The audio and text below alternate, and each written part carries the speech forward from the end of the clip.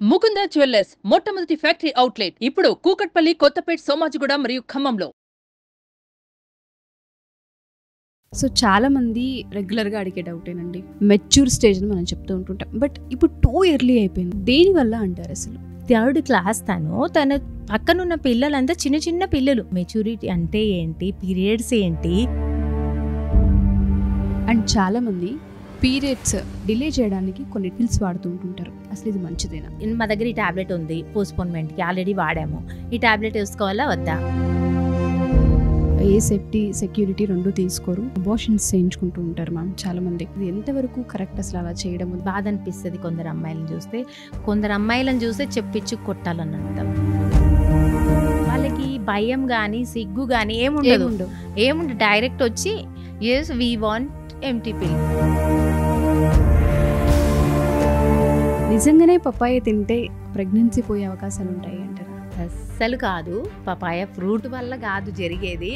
Papaya fruit తింటే నాకు ఇలా జరుగుతుందేమో అని మైండ్లో జరుగుతుంది కదా.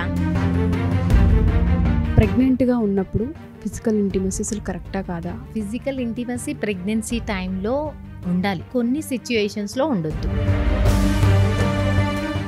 నమస్తే, వెల్కమ్ టు సుమన్ టీవీ. నేను మీ Suman TV Usha, innovator episode 4. చాలా మందికి ఆడపిల్లలకు సంబంధించి డౌట్స్ ఉంటుంటాయి. ఇన్ఫర్టిలిటీ సమస్యలతో చాలా మంది ఇబ్బంది పడుతూ ఉన్నారు. అండ్ దాంతోపాటు హైజీన్ ఏ విధంగా పాటించాల్సిన అవసరం ఉంటుంది, హైజీన్ని కనుక మనం నెగ్లెక్ట్ చేస్తే పీరియడ్స్ ఉన్నప్పుడు ఎటువంటి కాన్సిక్వెన్సెస్ చూడాల్సిన అవసరం ఉంటుంది. అండ్ ఏదైతే ఫిజికల్ ఇంటిమసీ గురించి అందరూ మాట్లాడుతూ ఉంటుంటారు, ఆఫ్టర్ మ్యారేజ్ ప్రెగ్నెన్సీ వచ్చిన తర్వాత ఫిజికల్ ఇంటిమసీ అనేది ఏ టైంలో చేయాలి, ఏ టైంలో చేయకూడదు అన్న వాటిపైన కూడా చాలామందికి అనుమానాలు వ్యక్తమవుతూ ఉంటుంటాయి. అండ్ మిస్క్యారేజెస్ ఎందుకు అవుతున్నాయి, చిన్న వయసులోనే పిల్లలు మెచ్యూర్ అవ్వడానికి గల కారణాలు ఏంటి, వీటన్నింటిపైన వాళ్ళ మనతో మాట్లాడడానికి స్టూడియోలో ఉన్నారు డాక్టర్ సరళ గారు, గైనకాలజిస్ట్. ఆవిడ అడిగి తెలుసుకుందాం. నమస్తే డాక్టర్ సరళ గారు. నమస్తే Usha. Thank you so much, అడగగానే నో చెప్పకుండా ఇంత దూరం వచ్చినందుకు థ్యాంక్ యూ సో మచ్. నాకు తెలుసు డెలివరీలతో చాలా బిజీ ఉంటుంటారు, హాస్పిటల్ చుట్టూ జనాలు ఎలా అంటే ఇంట్లో మనిషిలా ట్రీట్ చేస్తూ ఉంటారు. కాబట్టి ఆ విధంగానే అటాచ్ అయి ఉన్న పేషెంట్స్ చాలా ఎక్కువ మంది అని చెప్పొచ్చండి మీకు. Thank you so much, wonderful service మీది. ఎన్నో నార్మల్ డెలివరీస్ చేస్తూ హస్తవాస్య మంచిది అన్న పేరుని పొందారు అంటే చిన్న విషయం కాదు. నా చిన్నప్పుడు ఎప్పుడో వినేదాన్ని నేను, ఈ డాక్టర్ హస్తవాస్య మంచిదని. ఈ మధ్యకాలంలో నేను ఎక్కడ వినలేదు. ఫర్ ద ఫస్ట్ టైం హస్తవాస్య అన్న పేరు నేను మీ పేరు ముందు వినడమే జరిగింది. నిజంగా గ్రేట్ఫుల్ అండి. Thank you so much. Thank you Usha గారు. Pleasure is mine actually. So Suman TV రెగ్యులర్గా వాచ్ చేస్తూ ఉంటా. సుమన్ టీవీ అంటే నేను అసలు కాల్ రాగానే చాలా హ్యాపీ ఫీల్ అయ్యా. ఎట్లా అయినా సరే అటెండ్ చేయాలని 1 వీక్ నుండి ట్రై చేస్తున్నా. ఎట్లా ఇవాళ కుదిరింది.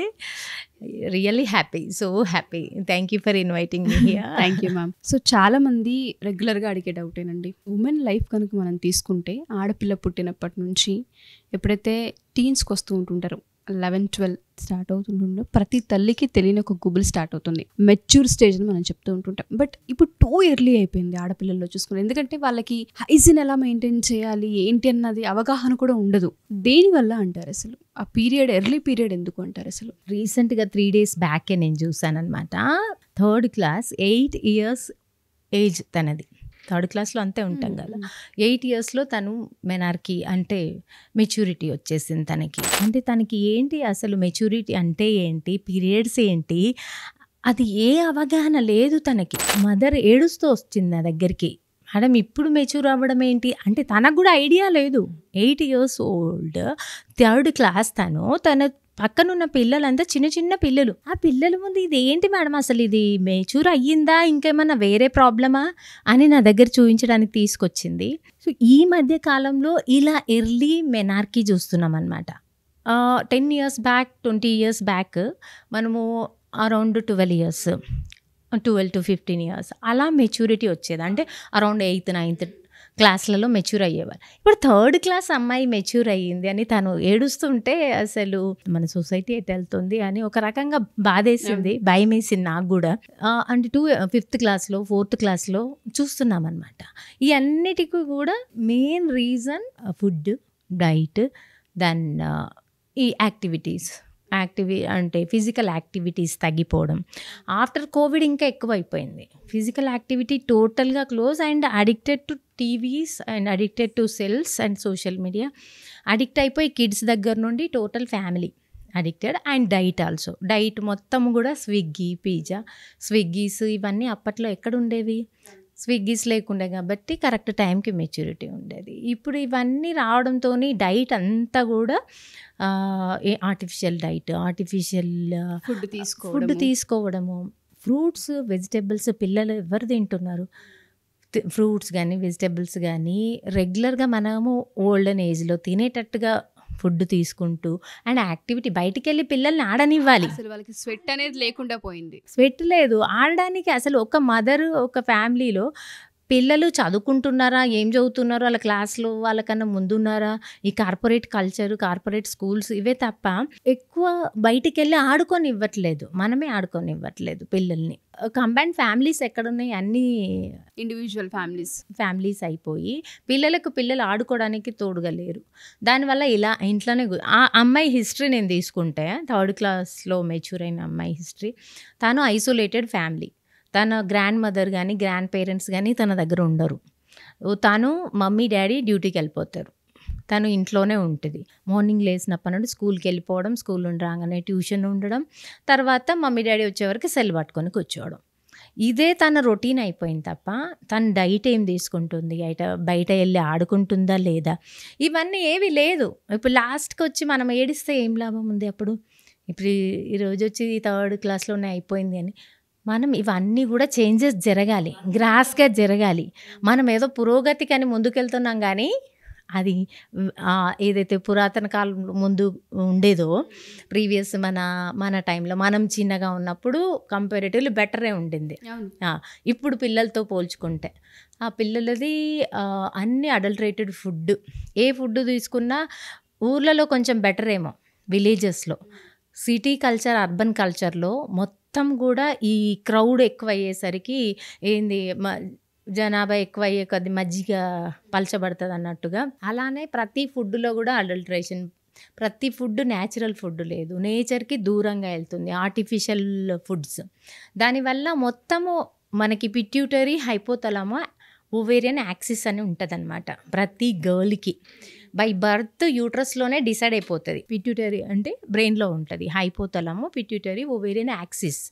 ఆ యాక్సిస్ యాక్టివేషన్ని బట్టి మనకి డిసైడ్ చేసి ఉంటుంది 12 yearsకి మెచ్యూర్ అవ్వాలి అని. దీన్ని మనం మిల్క్ దగ్గర నుండి, ఎగ్స్ దగ్గర నుండి, వెజిటేబుల్స్ దగ్గర నుండి ఆర్టిఫిషియల్వి వాడడం వల్ల అండ్ ఫిజికల్ యాక్టివిటీస్ లేకపోవడం వల్ల ఆ బేబీ ఎర్లీగా మెచ్యూర్కి వచ్చేసింది. అసలు రైట్ ఏజ్ ఏంటండి? Right age 12 to 15 years mature అవ్వడానికి రైట్ ఏజ్. బట్ ఈ మధ్యకాలంలో 8 years నుండి చూస్తున్నాం, 8-9 yearsలో కూడా చూస్తున్నాం. సో అందరని కాదు, కొంతమంది మా పిల్లలు అలా తిన్నారు, అలా అవ్వలేదు అంటే ప్రతి ఒక్కరికి సిస్టమ్ లోపల అలాగే వర్క్ అవుతుందని గ్యారంటీ లేదు. ఎస్. సో ఫుడ్ కానీ దాంతోపాటు డైట్ అండ్ ఇంట్లో యాక్టివిటీ కూడా అవసరమై ఉంటుందండి. పిల్లలు క్రౌడ్గా ఉండాలి. అండ్ కంబైన్డ్ ఫ్యామిలీస్ ఉంటే ఇంకా అది అదృష్టం అనుకోవాలి. ట్రూ. కంబైన్డ్ ఫ్యామిలీస్ లేకపోయినా ఫ్రెండ్స్తో ఆడుకోవడానికి పంపివ్వాలి. మదర్ పంపించాలి, బయటకి ఆడుకోనివ్వదు, బయటకు పంపించరు. అదేంటో మా ఎదురింటి వాళ్ళతో ఈ కార్పొరేట్ కల్చర్ ఏంటిదో, పక్కింటి వాళ్ళతో మాట్లాడినా కూడా వాళ్ళదేదో పడిపోయినట్టుగా మాట్లాడుతున్నా డోర్లు మూసుకునే కల్చర్లు ఉన్నాయి. అంటే మాట్లాడితే దిగదుడుపు అన్నట్టు, హాయ్ చెప్పిన దిగదుడు, అట్లాంటి కల్చర్లో పిల్లలతో ఆడుకున్నా కూడా అదేదో తక్కువైపోతామేమో అన్నట్టుగా బిహేవ్ చేస్తుంటే వాళ్ళు పిల్లలకి ఇలాంటి చేంజెస్ కాక ఎలా వస్తాయి? ఇప్పుడు ఎర్లీ మెనార్కి రావడం వల్ల తను ఎర్లీగా బోన్ గ్రోత్ ఆగిపోతుంది. ఎర్లీగా అలా జరిగితే బోన్ హైట్ పెరగరు ఎక్కువ. మనకి బోన్ హైట్ మెచ్యూరిటీ వచ్చే టైంలో పీక్ లెవెల్లో ఉంటుంది అనమాట. సో ఎర్లీగా తనకి మెనార్కి రావడం వల్ల ఆ పీక్ లెవెల్ ఎర్లీగా రీచ్ అయిపోయి హైట్ ఎక్కువ పెరగలేరు, బోన్ స్ట్రాంగ్గా ఉండలేదు, మజిల్ స్ట్రాంగ్గా ఉండలేదు. తను ఎర్లీగా మెనోపాజ్ వస్తుంది, ఎర్లీగా ఓవేరియన్ ఫెయిల్యూర్ అయ్యే ఛాన్స్ ఉంది. ఎర్లీగా మెచ్యూర్ అయిన వాళ్ళు ఎర్లీగా మెనోపాజ్ వచ్చేస్తుంది వాళ్ళకి. సిస్టమ్ మొత్తం డ్యామేజ్, టోటల్ సిస్టమ్. పిల్లలు పుట్టడానికి late, infertility problems and strongness ఉండదు, బోన్ స్ట్రాంగ్నెస్ ఉండదు, మజిల్ స్ట్రాంగ్నెస్ ఉండదు, నార్మల్ డెలివరీస్ అవ్వవు. ఒకవేళ ఏదో IVF ఏదో కన్సీవ్ అయినా కూడా నార్మల్ డెలివరీ అయ్యే ఛాన్సెస్ తగ్గిపోతాయి. సో అసలు చిన్నప్పటి నుండే మనం మొలక ఇలా స్టార్ట్ అయిపోతుంది మనకి. అది ఓల్డ్ ఏజ్ వరకు అది ఇంటర్నల్గా సిస్టమ్ అలా డ్యామేజ్ అయిపోతుంది. మన గాడ్ ఎంతో పెద్ద గిఫ్ట్, మన బాడీని మన హీల్ చేసుకునే ఒక కెపాసిటీ, ఒక మిషన్ మనకి ఇచ్చాడు. ఆ మిషన్ని మనం ఖరాబ్ చేసుకుంటున్నాం. ఏదైనా మిషన్ ఒక సెల్ కొన్నామంటే దాన్ని ఎంతో కేర్ఫుల్గా చూసుకుంటాం. కార్ కొన్నామంటే ఎంతో కేర్ఫుల్గా చూసుకొని దానికి ఎప్పటికెప్పుడు రిపేర్లు చేయిస్తుంటాం. కానీ మన బాడీ విషయంలో మనం పట్టించుకోవట్లేదు. దానివల్ల total damage throughout the life జరుగుతుంది. తర్వాత మనమే బాధపడుతున్నాం, ఎందుకు అలా అయింది, ఎందుకు ఇలా అయింది, ఎందుకు పిల్లలు పుట్టట్లేదు, ఎందుకు ఎర్లీగా బోన్ పెయిన్స్ వస్తున్నాయి, ఎందుకు జాయింట్ పెయిన్స్ వస్తున్నాయి. చిన్న ఏజ్లో జాయింట్ పెయిన్స్, ఈ చిన్న ఏజ్లోనే మెనోపాజ్. యాక్చువల్గా మెనోపాజ్ ఎప్పుడు రావాలి, 50 అబోవ్, 45 to 50 రావాలి. 39, 40లో చూస్తున్నాం. 39, 40 కామన్గా చూస్తున్నా నేను. టీన్స్కి వస్తున్నారు అన్నప్పటి నుంచి పేరెంట్స్ గమనిస్తే చాలా గాజు బొమ్మలా చూసుకోవాల్సిన అవసరం ఉందేమో అని అనిపిస్తుంది. అండ్ మీరు అన్నట్టుగా ఎవరైతే మెచ్యూర్ అవుతూ ఉంటుంటారో కొంతమందికి ఫస్ట్ అయిన తర్వాత 6 months 3 months కనిపించదు మళ్ళీ. అలా అవ్వడానికి రీజన్స్ ఏంటి మ్యామ్? ఇర్రెగ్యులర్ పీరియడ్స్ అవ్వడానికి, పీరియడ్స్ రెగ్యులర్గా రాకుండా ఉండడానికి, వస్తే హెవీగా రావడం, రాకుంటే అసలుకే రాకుండా ఉండడం. మళ్ళీ ఈ మధ్యకాలంలో ఎర్లీ మెనార్కీ అండ్ లేట్గా కూడా మెనార్కీ వస్తుంది. అంటే 15 years అయినా మెచ్యూర్ అవ్వట్లా, అవి కూడా చూస్తున్నాం. అవును. ఇదంతా కూడా ఈ మన యాక్సిస్, మన పిట్యూటరీలో చేంజెస్. పిట్యూటరీ ఓవేరియన్ యాక్సిస్ అంటే పిట్యూటరీకి ఓవరీకి కనెక్షన్ ఉంటుంది హార్మోన్స్ ద్వారా. ఆ హార్మోన్ ఇంబ్యాలెన్స్ అయిపోయి ఈ యాక్సిస్ కరెక్ట్గా లేకపోవడం వల్ల ఇలా early menarche, late menopause, early menopause and periods ఇర్రెగ్యులర్గా ఉండడము, పీరియడ్స్ నెల కరెక్ట్ రాకపోవడం, ఇదంతా కూడా డీవియేషన్స్. మొత్తం lifestyle change, sleep disturbances, sleep pattern. Sleep మనకి ఈ హైపోథాలమస్ పిట్యూటరీ బాగా పనిచేయాలి బ్రెయిన్లో అని అంటే మనకి స్లీప్ అంటే మనకి ఒక హార్మోన్ ఉంటుంది మెలటోనిన్ అనేది. అది నిద్రపోయిన 1 hour తర్వాత మనకి యాక్టివేట్ అవుతుంది బ్రెయిన్లో. అది మెలటోనిన్ బాగా యాక్టివేట్ అయినప్పుడు ఓవరీస్ని హెల్తీగా చూసుకుంటుంది మెలటోనిన్. అసలు నిద్ర ఈ లైట్స్ వెలుతురికి, ఫోకస్లకి, సెల్లుల వెలుతుర్లకి, స్క్రీన్ వెలుతుర్లకి నిద్రలనే లేదు. 12 అవుతుంది, 1, 2 అవుతుంది. అప్పట్లో లైట్స్ కూడా ఉండకపోయేది, దీపాలతో ఉండేవాళ్ళు. ఎంత 7, 8 వరకు 9 వరకు పడుకునేవాళ్ళు. అంటే ఎర్లీ బెడ్ వెళ్తే ఈ సాఫ్ట్వేర్ వాళ్ళకి ఎంత కామన్ అయిపోయింది అంటే infertility problem. Main reason sleep disturbances, sleep pattern disturbances. Sleep pattern 8 hours continue sleep ఉండాలి, డిస్టర్బ్ లేకుండా ఉండాలి. అది ఎర్లీ టు బెడ్, ఎర్లీగా వెళ్ళాలి. అంటే 9 to 10 మధ్యలో. 12 అవుతుంది, 1 అవుతుంది. డిస్టర్బెన్స్ రావడం వల్ల టోటల్ మన మెలటోనిన్ రిలీజ్ అవ్వదు. మెలటోనిన్ రిలీజ్ అవ్వకపోతే మన బాడీలో ఉన్న ఏ సెక్స్ ఆర్గాన్స్ కానీ ఇంటర్నల్ ఆర్గాన్స్ కానీ మన మాట వినవు. అది జరుగుతుంది ఇప్పుడు స్లీప్ ప్యాటర్న్ డిస్టర్బెన్సెస్ వల్ల. ఇదంతా మళ్ళీ నార్మలైజ్ తీసుకురావాలంటే మనం మళ్ళీ వెనక కాలానికి వెళ్ళిపోవాలి, ఆ పద్ధతులకు వెళ్ళిపోవాలి. సో ఈ లైట్లు, ఫోకస్లు ఇవన్నిటి నుండి దూరంగా వెళ్ళి వెళ్తురులేని 9 వరకు 10 వరకు స్లీప్లోకి వెళ్ళి టెన్షన్ లేకుండా, స్ట్రెస్ లేకుండా ఉంటే ఖచ్చితంగా మళ్ళీ మన బ్రెయిన్ మన మాట వింటుంది, మన ఓవరీస్ మన మాట వింటాయి. ఇన్ఫర్టిలిటీ అనే ప్రాబ్లం రాదు, ఈ ఇర్రెగ్యులర్ పీరియడ్స్ ప్రాబ్లం రావు, ఈ ఎర్లీ మెనార్కీ ప్రాబ్లం రాదు. ఇవన్నీ కూడా సెట్ అవ్వాలంటే మనం ఇవన్నీ వెనక్కి తిరిగి ఒకసారి చూసుకొని వాటిని సెట్ చేసుకోవాలి. మనం ప్యాడ్స్ విషయం ఏదైతే ఉంటుందో ఇన్ అవర్స్కి ఒకసారి మార్చాలని చాలామంది చెప్తూ ఉంటుంటారు. ఎప్పటికప్పుడు చాలామంది డాక్టర్స్ కొన్ని వీడియోస్ కూడా నేను చూస్తున్నాను. బట్ కొంతమందికి అయితే అతిగా ఉంటుంది, లేదంటే అసలు ఉండదు, లేదంటే కొంతమందికి యావరేజ్గా ఉంటుంది. అసలు ఎలా హైజీన్ని మనం మెయింటైన్ చేయాల్సిన అవసరం ఉంటుంది ఇఫ్ ఇన్ కేస్ దాన్ని గనక మనం నెగ్లెక్ట్ చేసి? చాలా మంది ఆడపిల్లలకు ఉండే ప్రాబ్లం ఏంటంటే ఆఫీస్లకు వెళ్తూ ఉంటుంటాము, చేంజ్ చేయాలంటే కష్టంగా ఉంటుంది, ఇబ్బంది పడుతూ ఉంటుంటారు. సో పర్వాలేదు అన్నట్టు క్యారీ ఫార్వర్డ్ చేస్తుంటారు ఇంకా అలాగే దానివల్ల ఎటువంటి ఇష్యూస్ ఫామ్ అయ్యే అవకాశం ఉంటుంది? ప్యాడ్స్ అయినా ఏదైనా సరే వాళ్ళు యూస్ చేసేది ఏదైనా ఎన్ని అవర్స్కి ఒకసారి చేంజ్ చేయాల్సిన, మ్యాండేటరీగా చేంజ్ చేయాల్సిన అవసరం ఉంది అంటారు? That is important point. ఈ మనకి మెచ్యూర్ ఎందుకంటే ఎర్లీగా వస్తుంది, చిన్న పిల్లలు వాళ్ళకి తెలియదు ఎలా చేంజ్. మనకి ఎడ్యుకేషన్ అనేది చాలా ఇంపార్టెంట్. మీరు అడిగిన పాయింట్ మెచ్యూర్ అయిన ప్రతి అమ్మాయికి తెలియాల్సిన పాయింట్ ఇది. సో మనం ప్యాడ్స్ కానీ నువ్వు ఏదైనా వాడచ్చు, నీకు కంఫర్టబుల్. ప్యాడ్స్ కన్నా కూడా ప్యాడ్స్ ఏంటంటే దాంట్లో ప్లాస్టిక్ వాడతాం, కాటన్ వాడతాం. ఆ ప్లాస్టిక్ మనకి ఎన్విరాన్మెంటల్ డ్యామేజ్ చేసే ఛాన్సెస్ ఉన్నాయి.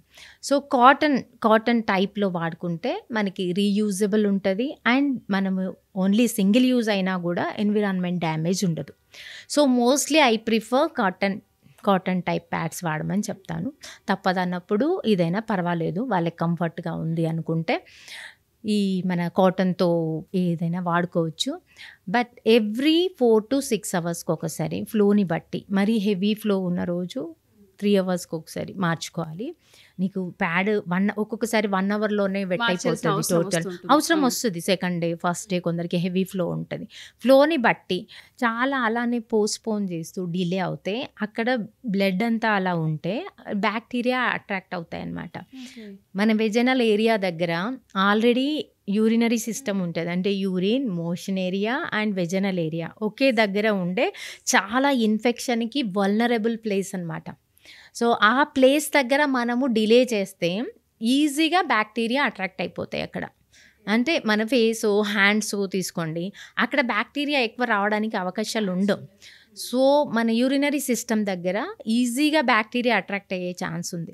సో మీరు అలానే బ్లడ్ అక్కడ లీక్ అయిపోయి అలానే ఉంటే యూరినరీ ట్రాక్ట్ నుండి అండ్ మన రెక్టల్ ట్రాక్ట్ నుండి బ్యాక్టీరియా అక్కడ కలెక్ట్ అయిపోయి దానికి మంచి ఫుడ్ దొరుకుతుంది అనమాట. బ్లడ్ అనేది ఫుడ్ ఏ బ్యాక్టీరియాకైనా కూడా. ఆ ఫుడ్ అది బ్యాక్టీరియా బాగా పెరిగిపోయి మనకు వెజైనాలో ఎంటర్ అయ్యి uterus and fallopian tubes and ovaries and your అబ్డామిన్లోకి ఎంటర్ అయ్యే దారి సుగమం అవుతుంది వాళ్ళకి, బ్యాక్టీరియాలకి. Yes, TB is the one most dangerous and most common in India. ఎంత బాధాకరం అంటే ఆ bacteria, TB bacteria. One of my relative recent, తనకి 24 చాలా బాధేస్తుంది. తన స్టోరీ తలుచుకుంటే ఒక్కొక్కరిది ఒక్కొక్క రకమైన స్టోరీ ఉంటుంది నా ఓపీలో. నాకు బాగా అంటే నా ఫ్రెండ్ వల్ల ఫ్యామిలీ మెంబర్ తనకు ఎప్పుడు ఎలా బ్యాక్టీరియా ఎంటర్ అయిందో, టీబీ ఇన్ఫెక్షన్ ఎంటర్ అయ్యి యూట్రస్ మొత్తం డ్యామేజ్ చేసింది, Fallopian tubes and ovaries, abdomen మొత్తం డ్యామేజ్ చేసి మొత్తం అతుకులు. తనకు పెళ్ళైన తర్వాత పిల్లలు పుట్టట్లేదు ఏంటా అని చెక్ చేసుకున్నప్పుడు మొత్తం యూట్రస్ మొత్తం క్లోజ్, యూట్రస్ మొత్తం వాల్ అయిపోయింది. దాన్నే ఆషర్మ్యాన్ సిండ్రోమ్ అంటాం. అంత ఘోరంగా డ్యామేజ్ చేస్తుంది టీబీ బ్యాక్టీరియా. అసలు తనకి ఇప్పుడు పిల్లలు పుట్టే ఛాన్సే లేదు, తన యూట్రసే మొత్తం డ్యామేజ్ అయిపోయింది. తన ఫాలోపియన్ ట్యూబ్స్లోకి ఎంటర్ అయ్యి అసలు అది ఎలా ఉందో దేవుడు బయట అసలు ఎంట్రీ దారియే లేదు తనకి. సో ఇంపాసిబుల్, అంటే తను అసలు కన్సీవ్ అయ్యే ఛాన్స్ లేదు. తను కావాలంటే సరోగసీకి వెళ్ళడమే. అంత డేంజరస్ అన్నమాట మన వెజైనల్ సిక్రీషన్స్ వల్ల పైకి వెళ్ళిపోయాయి. చాలా మంది లైట్ తీసుకుంటాము, అంత లైట్ తీసుకుంటాం. అస్సలు ఎప్పుడు కూడా పేరెంట్స్ కూడా పిల్లలకి సజెస్ట్ చేయాలి. అండ్ అండర్వేర్స్ కూడా మారుస్తూ ఉండాలి. ఎవ్రీ 6 monthsకో 1 yearకో మారుస్తూ ఉండాలి అండర్వేర్స్. అండ్ కింద ఎక్కడ పడితే అక్కడ కూర్చొనివ్వద్దు పిల్లల్ని. అసలు టీబీ ఇన్ఫెక్షన్ ఎంటర్ అయ్యేది మనకి కింద నీట్గా లేని ప్లేస్లో. ఎవరో టీబీ పర్సన్ స్పిట్ చేశారనుకోండి కింద, అక్కడ తెలియకుండా చిన్నపిల్లలు కూర్చుంటే ఆ ఇన్ఫెక్షన్ వెజైనా ద్వారా యూట్రస్కి వెళ్ళిపోతుంది. ఆ ఇన్ఫెక్షన్ ఫర్టిలిటీ టైంలో మనకి బయటపడుతుంది. సో తనకి ఎప్పుడు ఎలా జరిగింది అనేది మనకు తెలియదు. బట్ ప్రతిసారి పిల్లల అండర్వైస్ కానీ కింద కూర్చునేటప్పుడు ప్లేసెస్ కానీ చూసుకొని కూర్చోవడం, అండ్ ప్యాడ్స్ మెచ్యూర్ అయిన తర్వాత ప్యాడ్స్ ఫ్రీక్వెంట్గా చేంజ్ చేసుకోవడం కానీ, నీట్నెస్ మెయింటైన్ చేయడం కానీ.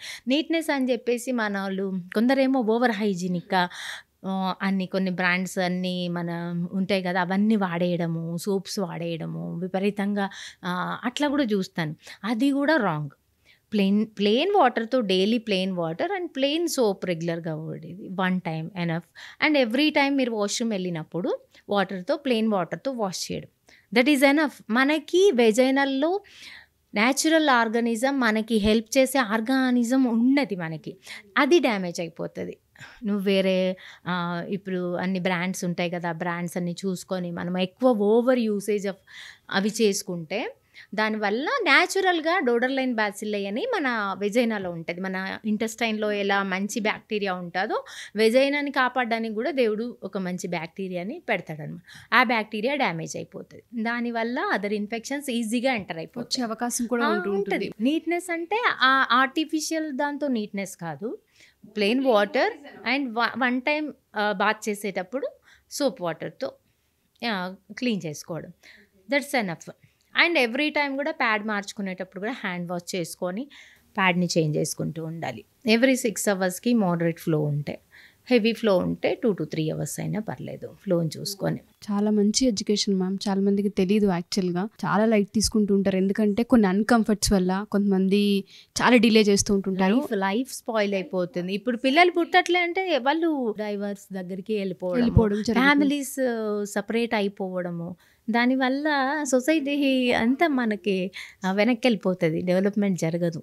ఇలాంటి చిన్నదే అనుకుంటాం కానీ అది ఎక్కడికో దారితీస్తుంది. అండ్ చాలా మంది పీరియడ్స్ కొన్ని సందర్భాలు ఏవైతే ఉంటాయి, టెంపుల్స్కి, పెళ్ళిళ్ళకి సంబంధించి, ఇంట్లో అకేషన్స్కి సంబంధించి ఏవైతే వస్తుంటుంటాయో డిలే చేయడానికి కొన్ని టాబ్లెట్స్, పిల్స్ వాడుతూ ఉంటుంటారు. ఇది ఇంటర్నల్గా బాడీకి ఎటువంటి డ్యామేజ్ చేస్తుంది అంటారు? హార్మోనల్గా మనం చూసుకుంటే ఏమైనా ఇబ్బంది పడే అవకాశం ఉంటుందంటారా బాడీ? అసలు ఇది మంచిదేనా? చాలా చాలా బెస్ట్ క్వశ్చన్ అడిగారు. అసలు నేను ఓపీలో డైలీ 4 to 5 కాల్స్ వస్తాయి నాకు. ఆల్మోస్ట్ నా క్లయింట్స్ అందరి దగ్గర నా నంబర్ ఉంటుంది.